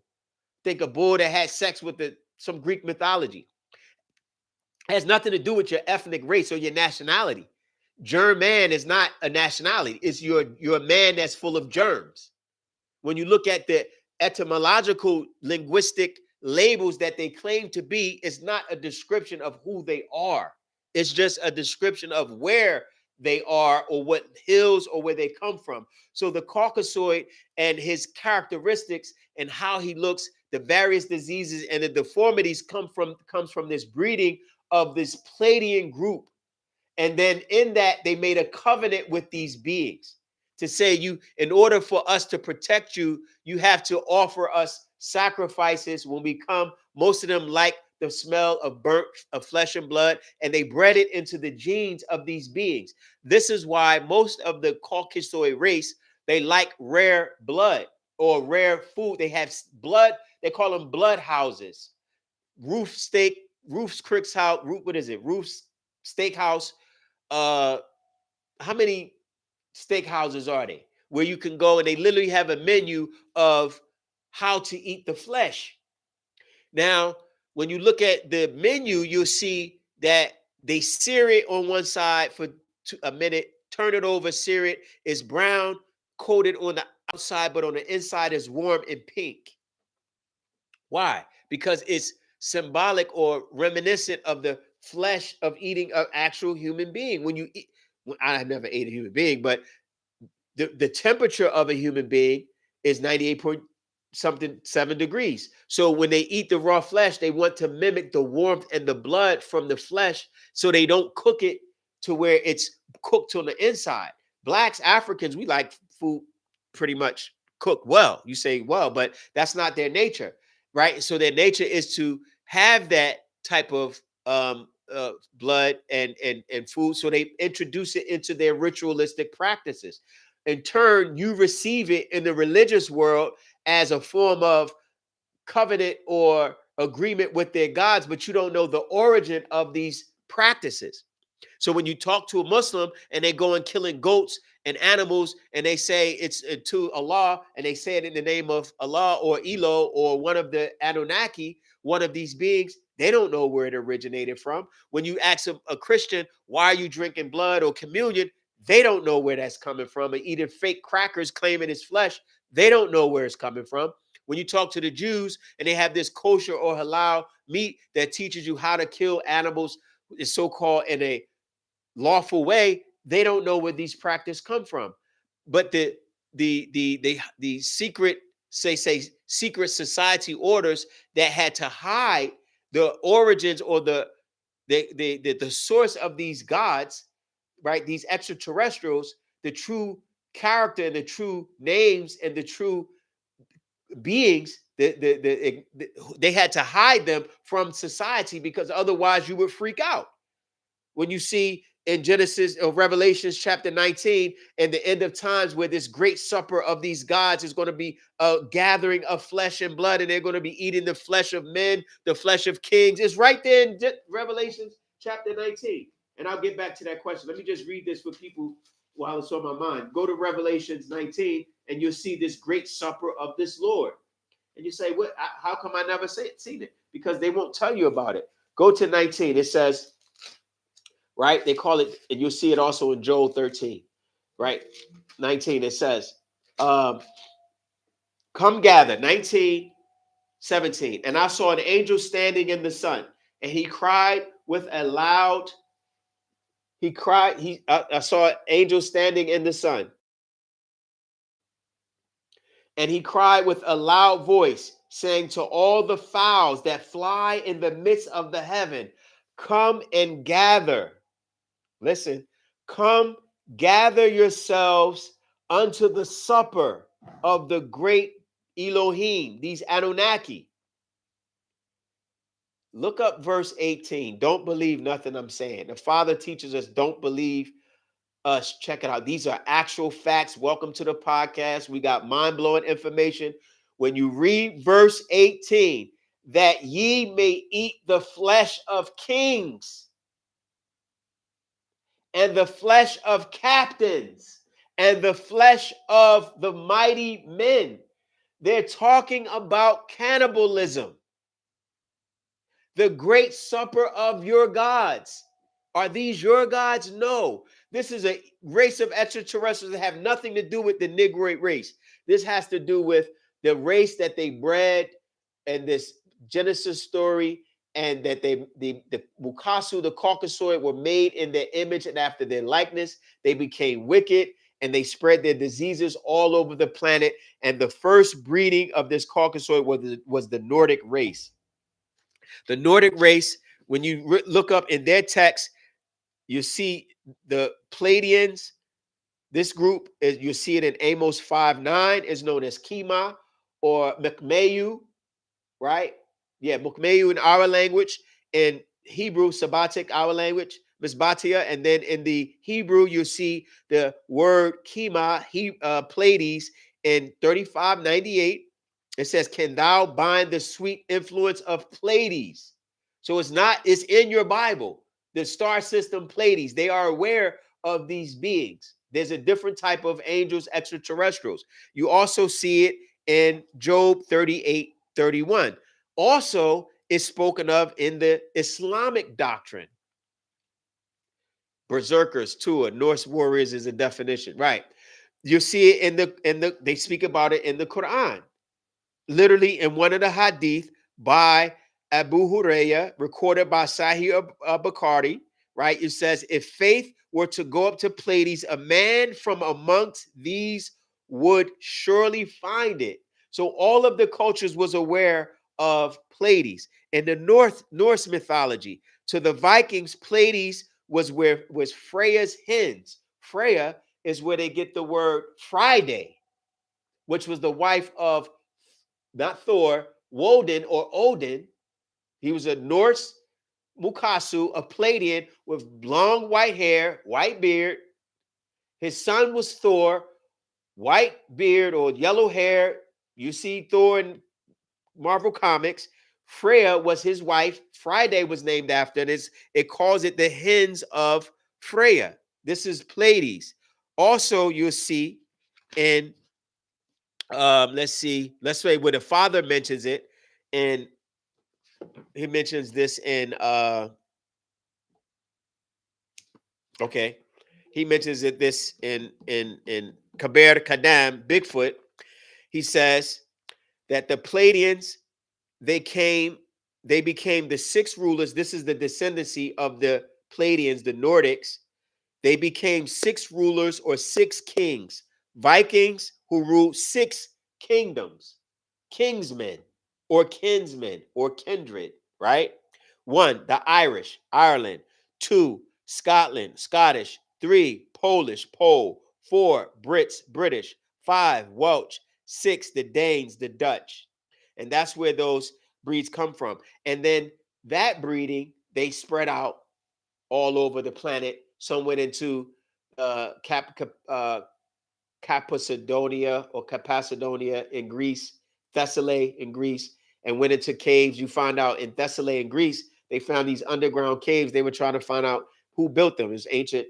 These Caucasoids built them to prevent them from the sun, from burning them, because they didn't have melanin. So they needed to protect themselves from the sun. So the Pleiadians basically bred this first group of Nordics, the Caucasoid, used their genetics. The second breeding comes 6,000 years ago, where the Anunnaki needed a group of beings for their work. They were working the mines of South Africa. They had to come to the planet because their Nibiru craft, the ship that they traveled 3,600 years, had there was a dome opening within their atmosphere, and they needed to protect it. So they needed to get as much gold as they could. And then coming to the Earth's atmosphere, Enki and other Anunnaki were responsible for finding gold or scouting the planet for gold. And this is why in Genesis you see that the gold of the land was good. They pointed out that gold aspect because they needed that resource. But in time, in working the gold mines, they needed help because the work was very arduous and it was difficult for them to mine. So they needed a worker to breed and make a man on the planet. So they used the Adamite as a breeding process. In that time, they used the Sands people, our seed from South Africa, and their own genetics, and then they bred their seed into this being and made the red ruddy Adamite, and then placed him in Saudi Arabia. That's why it says, and they put the man in this particular place, which is another breeding process. But these breedings with these various races is very real. The records speak to that. And so science has to address the millions of year old fossils and why they're dated so many millions of years, yet they know in their records they only existed 6,000 years ago based on the Mesopotamian tablets and the records of the Canaanite, the Caucasoid.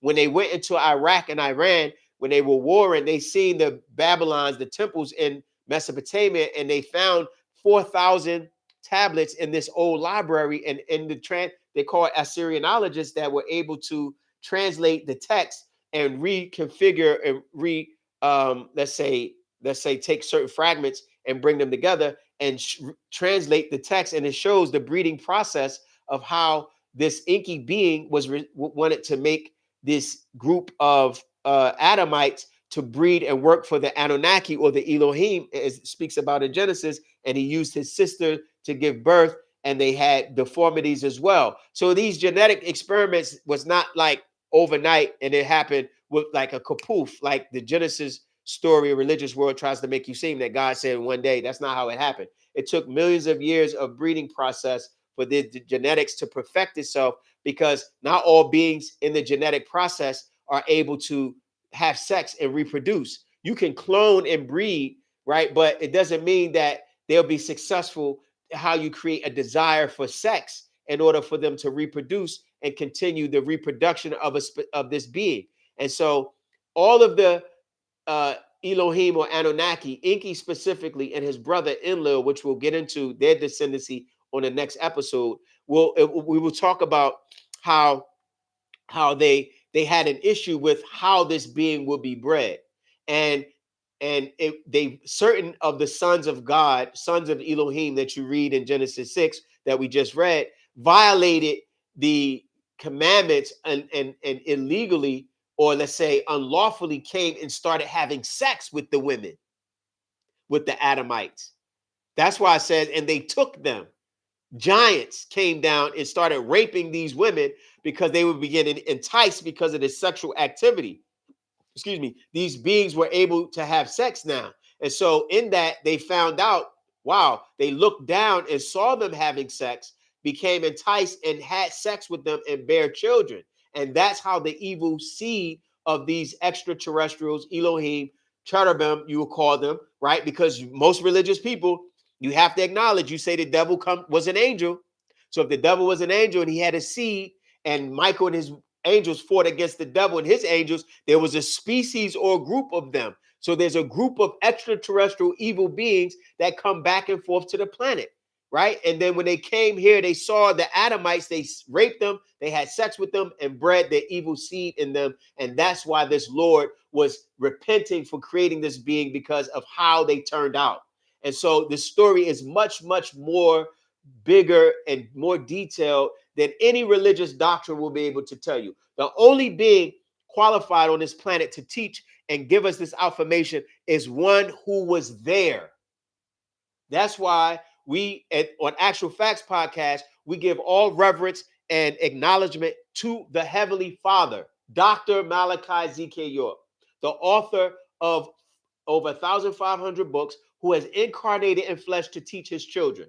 Whether you accept it or not, you're going to find out the facts.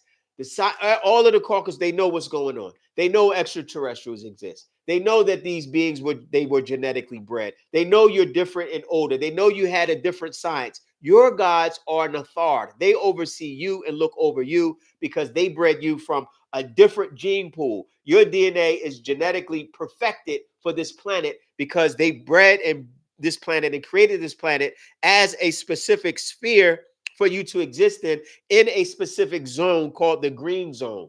And you live in a zone, Africa, on a tropical environment. That's the best part of the planet, where you were provided for by your providers. They were bred as a Caucasoid race in an environment where the sun could not attack. That's why they live in cold environments. Because of the open sores and wounds on their body, they have to exist in a colder environment to prevent the spreading of disease. If you want flesh or meat to not spoil, where do you put it? You put it in cold in the freezer. Well, when you have open sores as leprosy and diseases that can spread, you keep it away from heat because the heat irritates and allows bacteria to grow. So in order for them to live and exist as much as they could without dying from the sun, they had to go into an environment where it was much more colder. And this is why they picked up the name in the Caucasus Mountains, because it's a colder environment. And up in Europe, every race is placed in a specific environment on the planet that's conducive for their growth, the food, and the environment that they will be in tune with. Unfortunately, you are not aware as Africans, and you've been duped to believe that all humanity is one, everyone is one race, we all one family, we all come from one, and that allows the Caucasoid to mix in with your genes and allows him to live longer because you have extended genetics that he doesn't have, and he needs your blood. They call them the bleeders. Literally, there was a fight or a war called the War of the Roses between the Yorks and the Lancasters in Europe because they were fighting for blood. They were fighting for this maf cosette, this liquid life to give them extended life. This is why they would go into Egypt and mix up the mummies and steal mummies, because the mummies in ancient Egyptian information or higher mysteries, there was a formula in the blood of the mummies or the deities. If they mixed it up and made it into a paste and they drunk it as a liquid, then they would help them live longer. They didn't know the formula. The formula is called Maf Cosette, which the father writes a book about that. However, they don't have the formula. The formula has to be given only from mouth to ear to those that are chosen. You can't just go and find it. But in that, they desecrated our royal tombs and looking for this particular formula. But this is why you see what you see today. Now, the gods of these Adamites, the lords, the overlords of these Caucasoids, they've given them a specific time where they must expire. We are at their end. This has nothing to do with racism. This has to do with a natural breeding and a natural nature cycle that all species must go through. Either you progress or you regress. There's certain species on the planet that have become extinct. It has nothing to do with how you feel. Look up how many species of animals have become extinct. All types of cats, saber-toothed tiger, dodo bird, messenger pigeons. The list goes on to the types of animals that go extinct, and human beings are animals. And you have a species that will become extinct because of what they've done by natural nature, by unnatural nature, goes against the natural process of how we live harmoniously on this planet by causing wickedness, chaos, disease, death, all throughout the planet, everywhere since the last 6,000 years. And they've given you a religion to worship their gods, to enslave you. Now you've been enslaved. If you're Muslim, if you're Christian, if you're Jew, you've been enslaved by them, not physically, but mentally. But once your mind is trapped, your body's trapped. So the job of us in this Actual Facts podcast, right, again, is to educate our people. That's why it's important. I'm telling you, by next year, this podcast is going to be beyond, because we have about, I'll send the schedule, and the next episode is on the 27th, right? Where we'll get into the lineage of the Anunnaki. And so get your questions and things of that nature. But hemophilia, yeah, Gene Carr, thank you. Tawatek. The hemophilia. So when you deal with these particular breedings, you have to understand that because of in the genes of species, there's what you call telomeres, right? We're going to explain why their time is up. In the genes of species, most species, particularly mammals, there's telomeres. Telomeres are responsible for how your cells duplicate. I think we talked about this in the last episode. When they duplicate, right? When cells duplicate, what happens is a youthful telomere, a child, a baby, there's a certain amount of times that your cells replicate itself. All of your cells have a certain rejuvenation period. Your skin has a rejuvenation time. Your bones have a rejuvenation time. Nerve cells are like the slowest. They rejuvenate. They take the longest. They can rejuvenate sometimes if they're not totally damaged.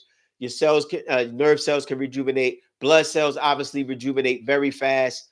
The glandular, endocrine system, all of your cells duplicate. But if you look at how they duplicate, some takes 3 months, some take five months, some take a year, and so on and so forth. But that timing is dictated by the telomeres that have a certain amount of duplicating it's like a duplicating capsule. After about 50, 60, 70 years, then if your cells don't duplicate anymore, then you simply just get old. That means that your skin becomes more wrinkly, the women's boobs sag, men become the muscles sag, etc. Atrophy sets in, and therefore your hair, your melanocytes in your hair don't duplicate. This is dictated by your telomeres. The telomeres of the Caucasoid they were only given a certain amount of time to rule. That's why this time frame by which the systems are falling, they're dying off. Just like a panda bear or other species, they become extinct is in the genes. Nature dictates that. It's the cycles of existence of life and death. And so this species, the telomeres, that's why it says in Genesis, we will give them dominion. So they were given a certain amount of dominion, but it's not perpetual. It's not like they're going to have dominion for the rest. No, for eternity. That's why when you look at the book of Revelations, you see judgment is upon them in the form of plagues and diseases in order to get rid of them because they were bred unnaturally. Most of their breedings were done without the consensus of the Galactical Federation. And even if, and in that, the first instance, their purpose, the purpose was lost, and they requested to have an extension to their overlords. Who are their overlords? These lords and gods of Genesis. These lords and gods of the Old Testament and New Testament. They're Arab Allah and the Quran. They all are part of this specific seed that they made a covenant with. A covenant is an agreement. It has nothing to do with anything religious. Abraham made an agreement with this Lord. Listen, protect us from being eaten, protect us from destruction, give us a certain protection, which they wasn't given. They didn't get the protection. If you notice, Abraham and his seed was not given a protection. Jacob's land was desolate and famine. That's why he had to come into Egypt. Abraham was given the land of the Canaanites, lived amongst them in Shechem and the Fertile Crescent. He had to come into Egypt, and he lied, and they kicked him out because he lied that Sarah was his sister, right? And then Moses tried to get these so-called Israelites into a land, and when he went into the land of Canaan in the book of Numbers, he sent a group of spies up there, and these Anunnaki were eating the people there. Because so all of human beings was not protected. Only the covenant was made with a specific seed that these beings would not eat them. And the eating, believe accept it or not, it's in your book. It's talked about as the harvest.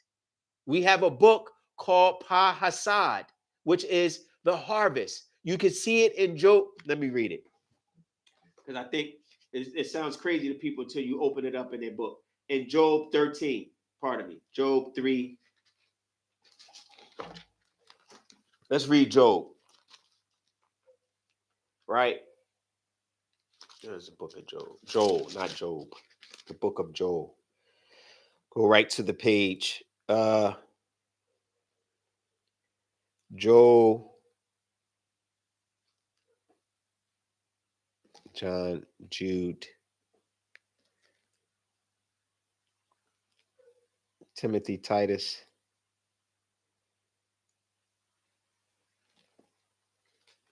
Yeah, this writing is, I think it's Joel 3.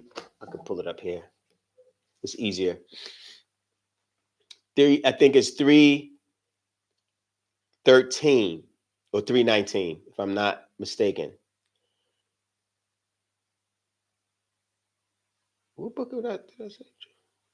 John, James. Okay, let me find it here. Okay, right there. Joel 3, I think it's 13. Let me find it in 13. Yes, 3:13. So let's read this. Now, we can give into the references, but we're dropping a lot. How many? Oh, we've been on some time. If y'all getting tired, let me know. But please share. I wish you share. Just send the link out. Doesn't matter where you send it. So it can this episode can go viral. Let's read Joel 3:13. It says, let's go back to 12. Right? It says, "Let the heathen be weakened and come up to the valley of Jehoshaphat. For there will I sit to judge, and the heathen round about. 13. Put ye in the sickle, for the harvest is ripe. Come get you down from the press, for the press is full, and the fats overflow. There we go with this fat stuff again. Remember, we was reading through Leviticus where this being was enjoying all of the fats of these beings, animals, humans. The cannibalism, we talked about that. We didn't get into the verses of cannibalism.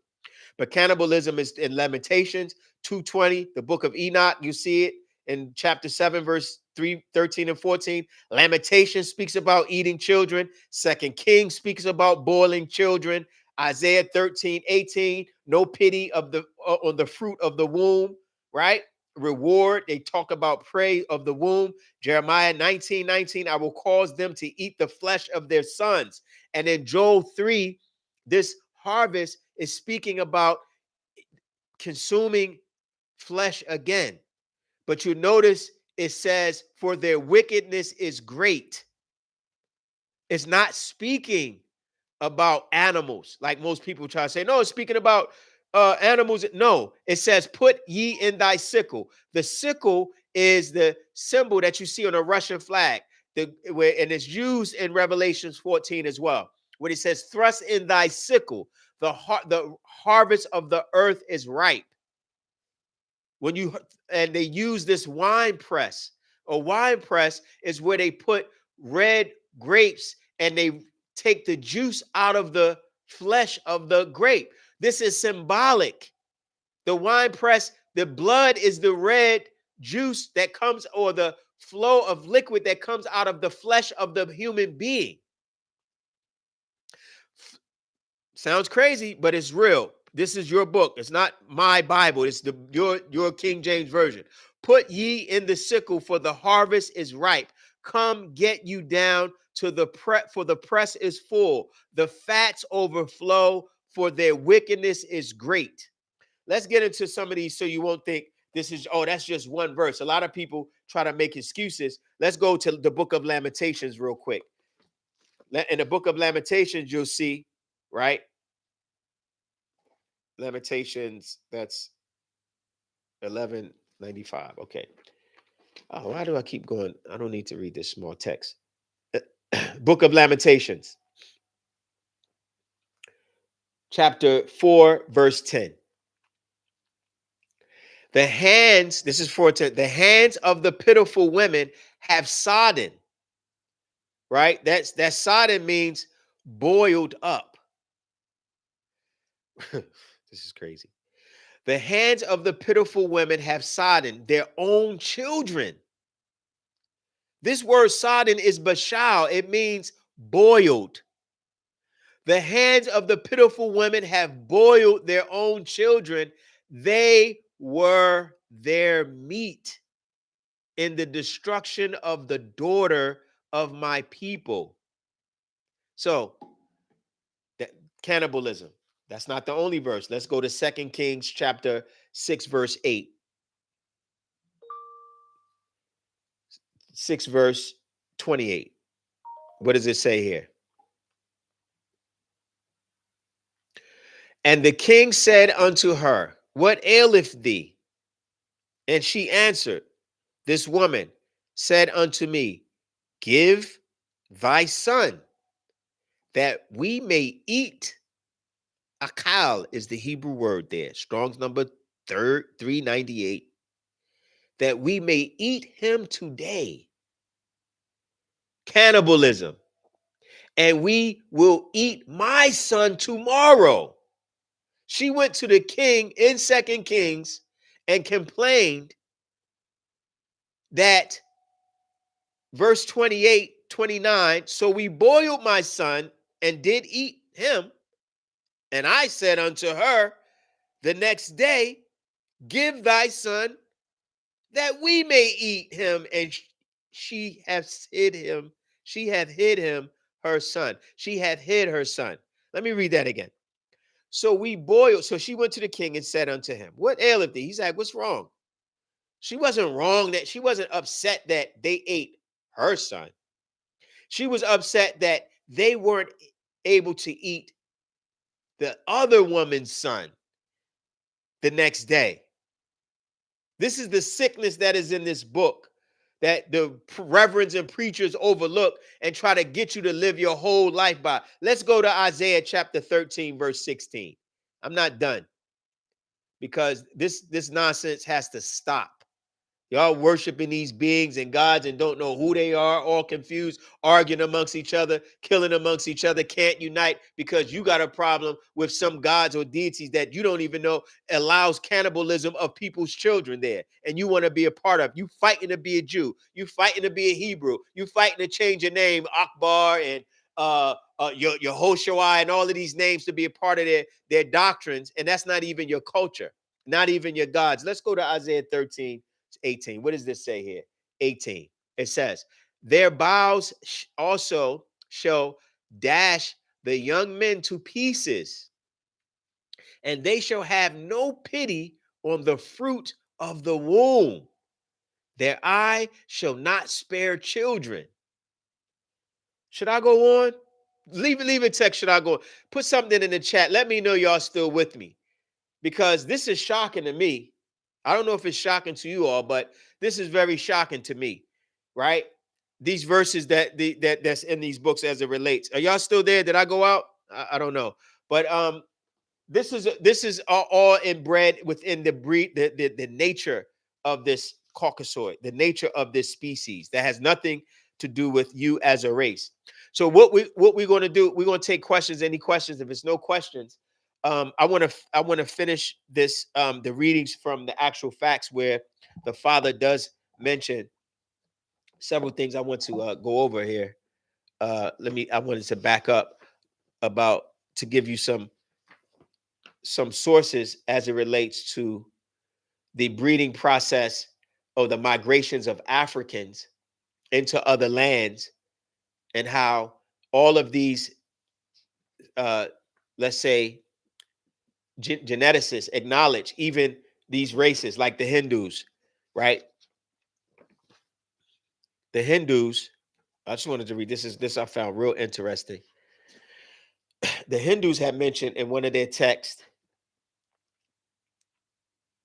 how let's say, okay, yeah, this is called the Hindu. It says, who were the first settlers of India? When did our species, the Homo sapien, this was published in 2021. When did our species, Homo sapiens, first set foot in India? There are two competing versions. The early version says they arrived 74,000 to 120,000 years ago from Africa through the Arabian Peninsula. And the reason I point this out, because in the intelligent design, there's a diagram on page 60 where, oh,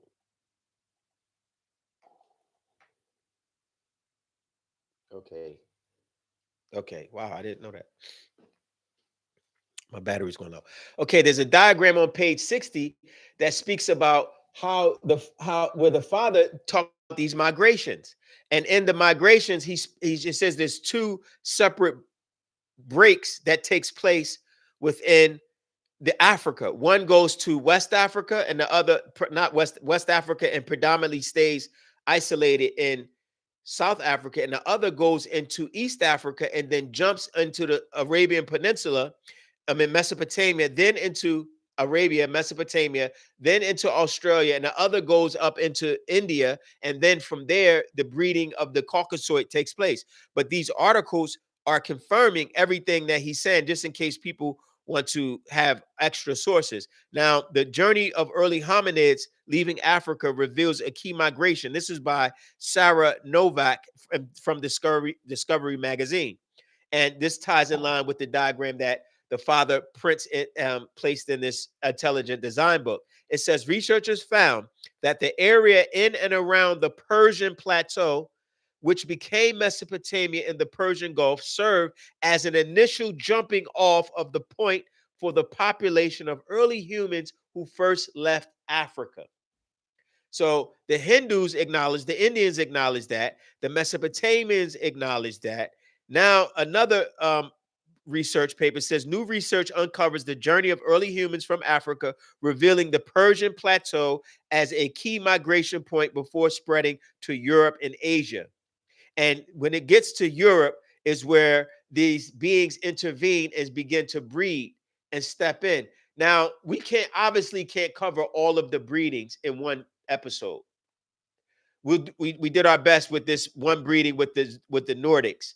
The next episode, we're going to address the gods themselves, the Anunnaki themselves, their bloodline themselves, who they are, where they descended from, pre-physical, prehistory, before Genesis. You don't know anything about before Genesis because your authority of the Caucasian and his doctrines, that's what you hinder information on. So you need information or affirmation that predates the Bible so you'll see what happened before the breeding of the Caucasoid and how you were evolving out of the water and what you were doing on the planet before his creation. You don't know anything about that because you're stuck in this religious mind. You keep going making reference to, well, God said such and such in Genesis. You don't know that before this particular breeding, you as an African, you had your deities that were part of original creation, which happened millions of years ago, in the billions, actually trillions, within the etheric world. In the etheric world, that our ancestors, the Ogdoads and the Enneads, who are principal beings, who are responsible, who are deities, who are responsible for natural nature. That's why when people say, "Oh, the Egyptian worship the air and the sun," that's not what. That's not worship. It was well, it's the acknowledgement of the fact that no matter what, this is an actual fact. No matter what doctrine you adhere to, it doesn't matter if you walk this planet as a physical being. Every source of every human being's man, woman, child, animal, insect, protozoan, the sun is the source of your existence. That is a principle and that is an actual fact accepted by every human being that has walked this planet. That's what happened. Every human being that has walked this planet. And nothing can change from that. Give me 1 second. Okay. Let me leave that up. There's nothing that can change from that. And so with that being said, the Egyptians acknowledged that natural nature was the cause or the absolute of all existence. And then there's a blueprint within let's say pre-physical, before or on the other side of hydrogen, which gets into your spiritual science, which gets into your creation and your deities, your gods that love you, that provided for you, that protected you, that you don't have to be afraid of, that it will not burn you up and watch you burn forever. That's wicked. If a person comes and tells you that God is going to burn you up, that's a wicked being. Stay away from them. If they say that he's judging you and he knows all things, yet he's going to see if you've done what you're supposed to do and he hasn't done his job and removed evil, that is a wicked being because he's responsible for bringing the poison in the house. If you go to any courtroom and any judge and you ask them, well, my child committed a sin by touching the poison. Who brought the poison in the house? I did. Did you put a cap on it? No. Did you warn them that it was a warning label that if they take this God didn't say, well, children, hey, Adam and Eve, there's a serpent over there. There's a stranger in our house. Don't listen to him. They weren't they didn't get a warning of this being. They weren't told not to listen to this being. They weren't told that, oh, I let this stranger in the house. How did this serpent get in the garden? These characteristics that they give you about their God, if you don't know and keep accepting it, you're not going to be able to accept your royal ancestral divine lineage. That's what you have to tie into. So the problem is amongst the religious world, give them back that trash. That's it. There's nothing else to it. Stop acting like you confused. Stop going to these churches and giving money to people that God doesn't need your money. This being is the creator of gold, diamonds, wealth. Why are you giving money to a place it got that you claim God is everywhere, yet you go in the building and only think he's in this particular building? How is he in that building and not in your own house? How is he in a mosque and not in this particular shelter? How does that happen? You've been tricked and deceived. If you're not qualified to use this reasoning, then you're not qualified to move into this new cycle. This affirmation is for a certain group of people that their consciousness has to be raised. And the only one that's responsible and can do that is our Heavenly Father, who has incarnated.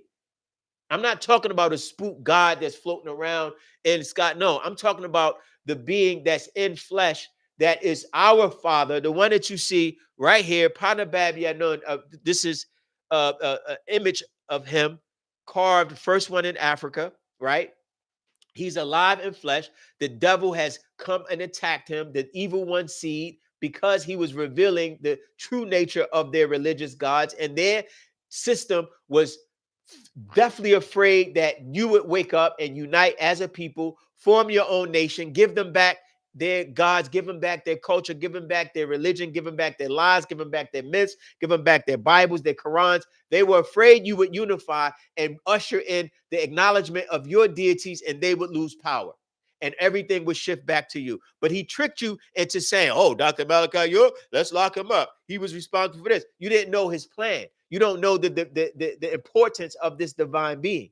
And therefore, a lot of you are falling behind. For 23 years, he's been incarcerated. But you have the opportunity now to redeem yourself, get with this affirmation, whether it's through the podcast, whether it's through the various publications. But we will be teaching this on here every 9 days. That's what we're going to do here.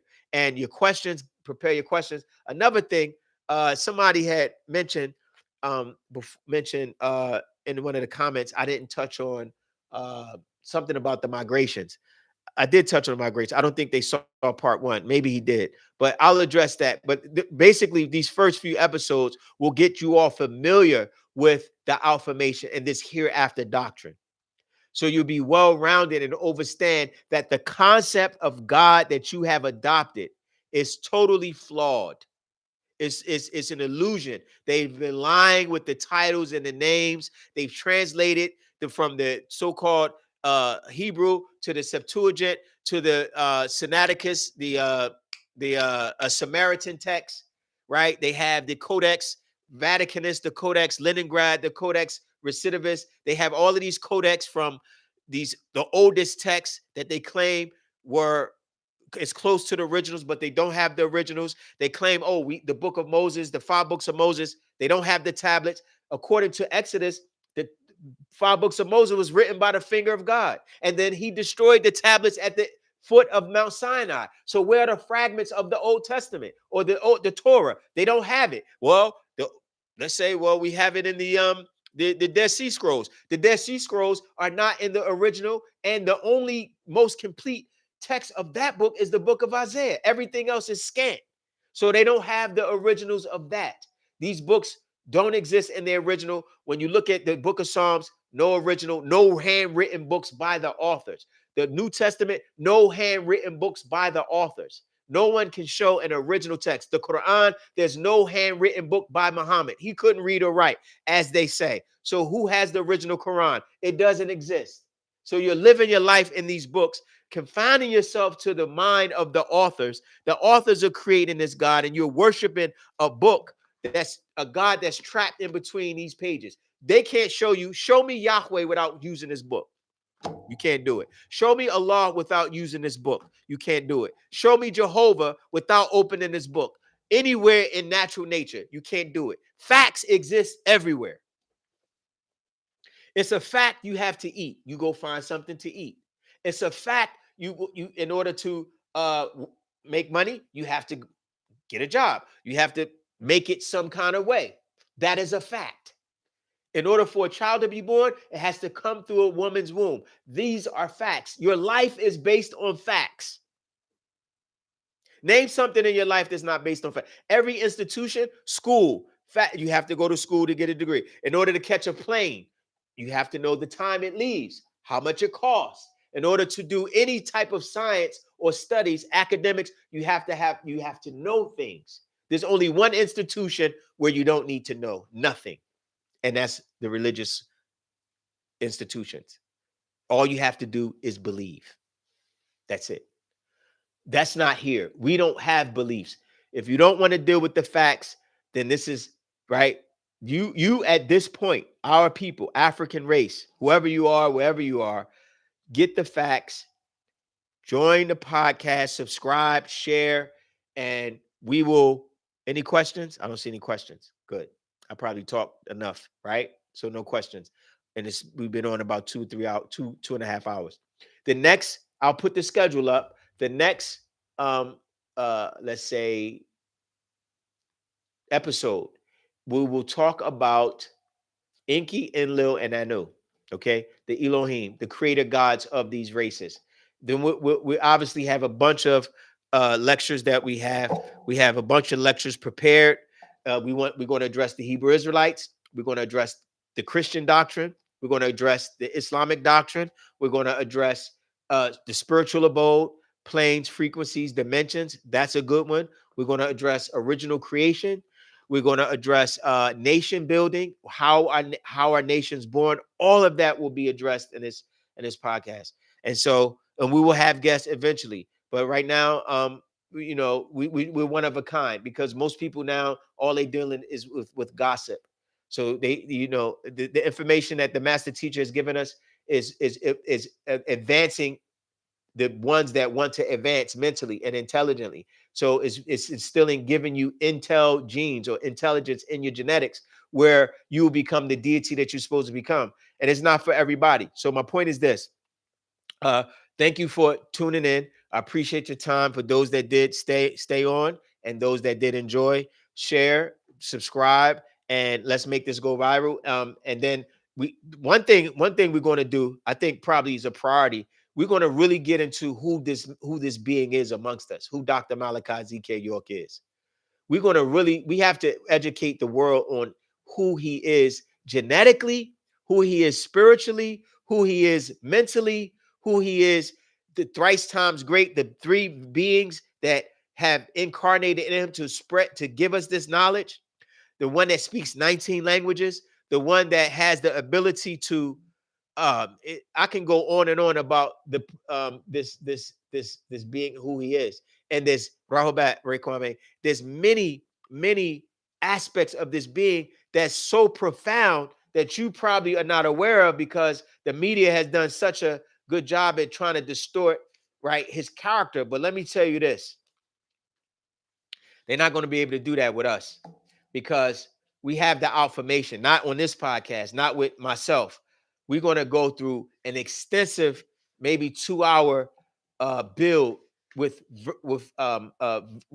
let's say, sources, and throughout the books of who Dr. Malachi Z.K. York is, how his first encounter with these heavenly beings, what planet these our gods are from, the providing risk, the three sun star galaxy that he's a part of. We'll have the various patarak that are available, which is another series of books, right? Who is Yanun, the Riskian? Who is he as an Etherian? How did he incarnate? What adjustments had to be made in his being in order him to receive this etheric being? How long is his mission? What is his mission on a planet? All of those things need to be addressed so people can really know the things that this evil one knows about him, and why they tried to take him from us and keep him away from us for so long, and why they've smeared his name yet on the media. Yet all of the conscious community now is using his doctrine. All of them are using it. No one was talking about extraterrestrials before. No one was talking about grays and Anunnaki and Anu and Enlil and Nathard and the Egyptian sciences. They weren't talking about that before, because they didn't have access to it. The Caucasoid didn't write it because he didn't know. They were getting it from our books, and they knew that he's the one to liberate our people. So they had to attack him. And anything about the case, we're going to address his incarceration. We're going to address his freedom. We have so much to address. I could talk hours and hours and on about it. but I'll save the rest for the rest of the podcast. So for the rest of the episode. So I hope you enjoyed. I appreciate your time. Thank you for sharing. I hope this goes viral and then more people to join, because we have important people to reach. There's a lot of people in high places and different places that have the mind that needs to be stimulated, and they just need the right information. And they don't know about this information because the books are not out there the way that they should be. But the Father wants us to teach and get it out so people understand and get their souls prepared for what's about to take place within these next few years. You all have to be prepared at least by 2030. I mean, you have about 5 years to get yourselves together and reanalyze everything about yourself, how you think, your body, clean your body inside out, get your diet together, get your Tawatech elder, my great elder there, get your bodies together, get your minds together. You have to cleanse your mind. One more thing, let me just address this one thing, right? And this is important. If you once you after this podcast, think about how you think. Let me say this. How human beings think. We people often think that thinking is something you do automatically, and it's really not. Thinking is a process. It's a process and how you retrieve data, how you process data, and how you assimilate and or regurgitate this data. So you have to understand, and we have a book called The Mind, the Father wrote, that the data that you digest is what you take in every day, all day. Whether what you hear, what you say, even what you say, you're still taking it, because what you say, you're hearing yourself, right? Which is interesting, because the Father said you can't watch your mouth, right? People say watch your mouth, you can't look at your mouth, right? So you can't witness. That's why your mouth gets you in trouble, because it doesn't, your eyes can't see it, right? Which is fun. But my point is this: how you think is a process that very few people have learned. Think about, have you ever been taught how to think? Have you ever had a class on the process of thinking? So oftentimes, the ego, what human beings often do is, because we have been doing the same thing all of our lives, we think, oh, it's just natural. That's just, people say, it's just how I am. No, it's not. You haven't been taught how to think. You've been taught how to accept. That's it. You've been taught just to accept things. And in that, the responsibility of what you accept stops the moment you accept it. You don't take responsibility for what you digest, and it becomes a part of you. Religious doctrine teaches you to accept things, and you never take the responsibility on what you actually are thinking about. You think all thoughts are healthy. All thoughts are not healthy. This is why the world right now, the media is filled with gossip, because people actually think it's necessary, or it's normal to talk about people and their lives all day, or to accept religious doctrines that you've heard and converted to out of fear all day. That's what you do. No, you have to be taught how to think. This doctrine teaches you how to think. What information is worthy of digesting? What thought is worthy of repeating? Will this thought affect how I feel? Should I allow it to affect how I feel? Is it reasonable? Is it factual? Is it an illusion? Is it a delusion? Is it a belief? Is it an assumption? Is it a false conclusion? These are literal processes you have to do with your mind. And if you don't do it with your mind, someone else will do it for you. And belief religion has caused the most damage, because you never had to think about any of that. You just accept it. This doctrine teaches you to use reasoning. Reasoning is something that you stopped using the moment you came out and you began to accept things. It was the part of you that made you. Reasoning was the part of your existence that's responsible for growing your body.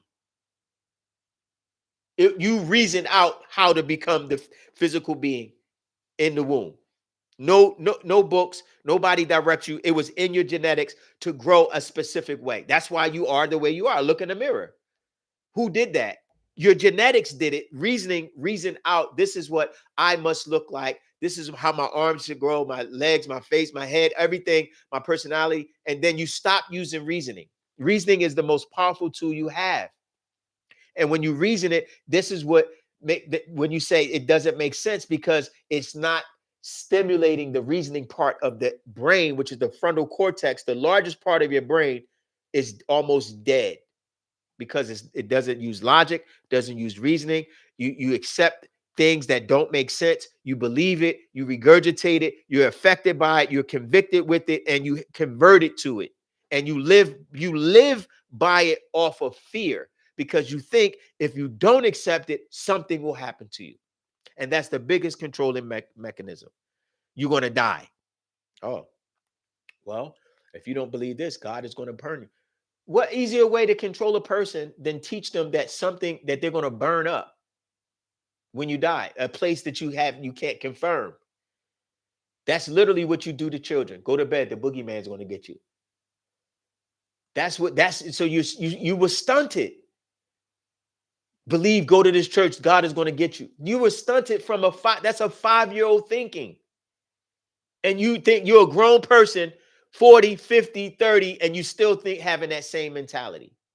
Wanting to be accepted by people. If you're not accepted, you feel like you're lost. If a person has feels negative towards you or doesn't expect you or doesn't respect you, right? You feel like you have to do more in order to be accepted.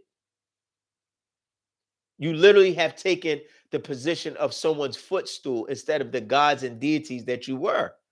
So this doctrine, Nuwapu, when you hear Nuwapian, when you hear Wusabat, Nuwapu is how you think. Nuwapu is not a doctrine.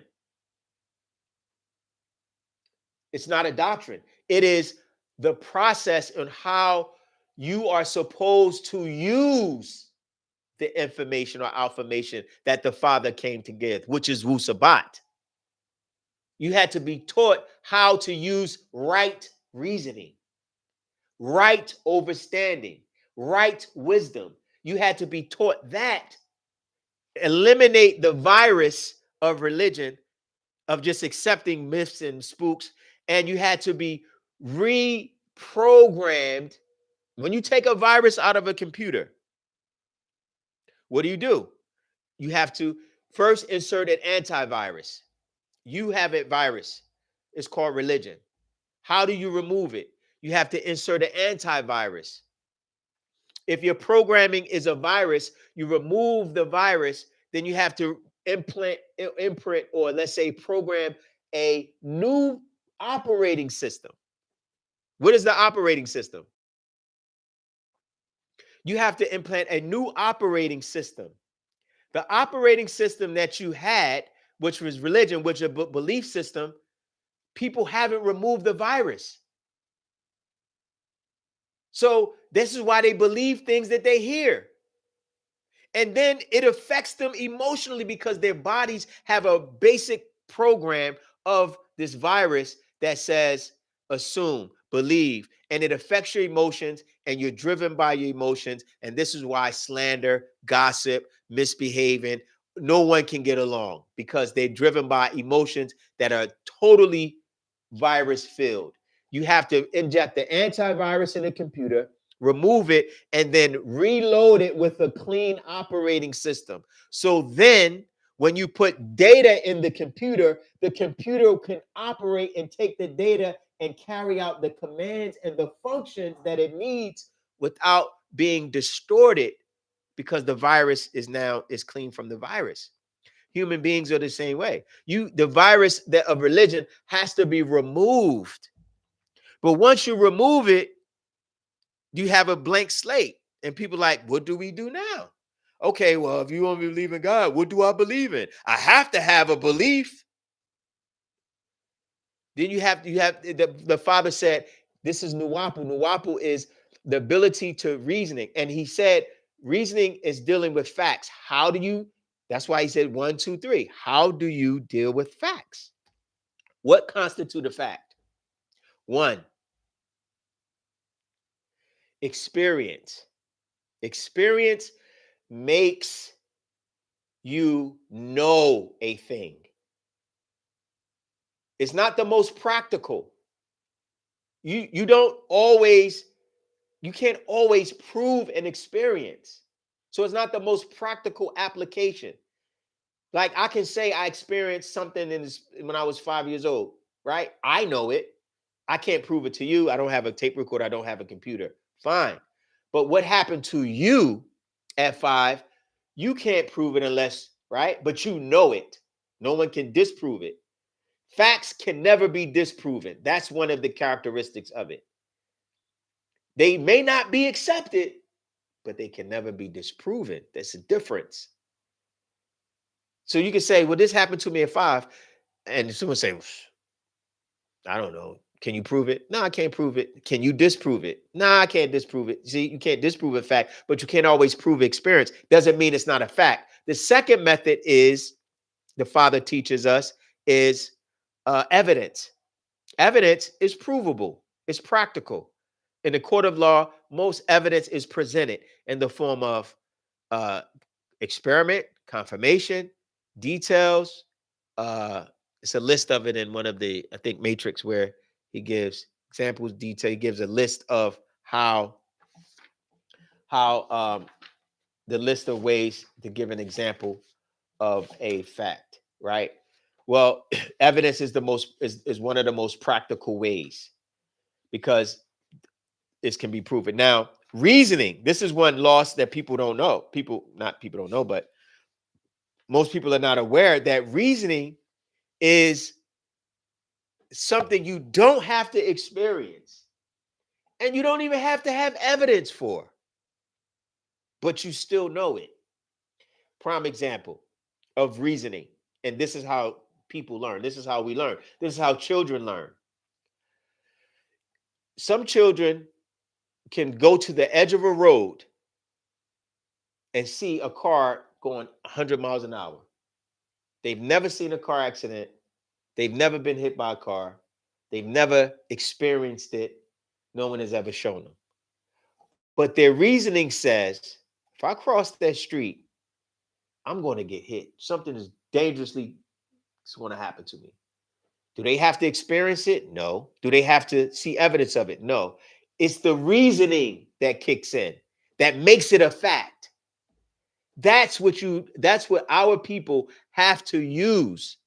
And religion has overlaid it with a virus that of assumptions, beliefs, etc. Right. And when the antivirus is Nuwapu, it eliminates that and reprograms you to use your operating system in that method. And then from that, once you're clean mentally, anything that comes into your computer, you'll know how to digest it. You'll know whether it's a belief, an assumption, conclusion, delusion, illusion, blah, data that you can't download. That's why you delete data. You click delete button on the computer. Oh, it's no longer needed. It's an overload. Get it out your system. You're overloaded. That's why when you look at next time, look at these podcasts and watch how they talk. Everyone has a perspective of a download of some data that is junk data and they can't get rid of it. So they have to talk about it. That's what religious preachers and reverends and imams, they just talk about things that they believe and create with false data in their brain. So that's why they have to fade out, because eventually junk data, it can't network. You can't network with this new network of beings of intellectual level that are moving into a new threshold. Their network is different. Their frequency is different because the affirmation is tangible. It's evident. It can be confirmed, and it doesn't mesh with belief system because it's fictitious. It's old six ether ghost spirit forces that are fading out. So the connection is not strong enough. So those that are connected or mind linked, right? What happens is you're able to connect with the same frequency because the energy is the same, because the facts that have been programmed within the ethers are already accessible to you and every other computer on the same network. That is where the Father, as the source, is saying we have to link together as one. That's another bill. We're gonna get into that too, but because it can go into another direction. But this is the real science of Wu Sabat. So again, Nuwapu is the way you think. Let's digest and think together on the same frequency, the same level where we use reasoning. That's why he says, let's reason together. Let's not argue. Let's not fight. Let's not emotion. All these religious doctrines, they become so emotional. Everyone's today when they say, I'll kill you. It's like, isn't a law supposed to do that? Isn't Jehovah supposed to, what are you doing? So we have a lot to do, but we're going to get into who the Father is. That's going to be incredible. And if you have any ideas, right, or suggestions, just leave a comment. I think, can we do a lecture on this? Can we do a lecture? This is what about. You see, I got a lot to talk about. I just be running my mouth, but hey, that's what podcasts are for. Thank you, Tower Tech. Oh, Tower Tech Elder, appreciate you. So yeah, in the comments, if you can, just if you have any suggestions, but I'll put the schedule up. The 27th is the next lecture.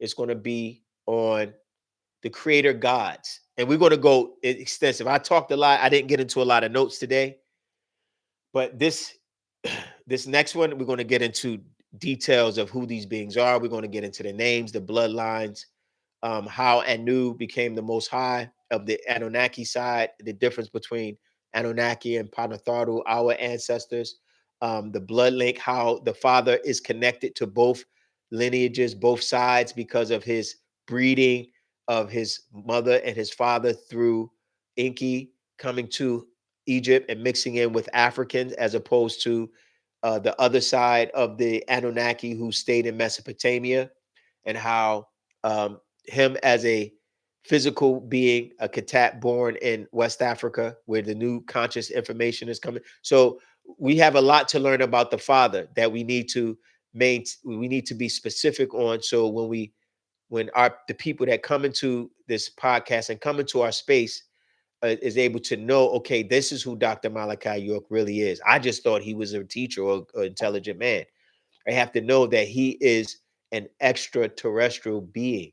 He's a being incarnate, and God comes to the planet all the time. Y'all accept it all throughout your religious books. You talk about the Lord walking and coming to Moses and coming to Elijah and coming. But when we say it's happening in this day and time, we push back. There's no time for pushback because you don't have enough. You don't have enough time to be trying to refute these facts. If you do, so be it. You can't though. So we're in a league of our own. Appreciate you all. Tower Tech, Tower Cool. Appreciate everybody tuning in. And until next time, the 27th. Look out. It's not no more. I think I said everything. So appreciate you. And share. I'll post it on the podcast and share when you can. Appreciate you. Thank you.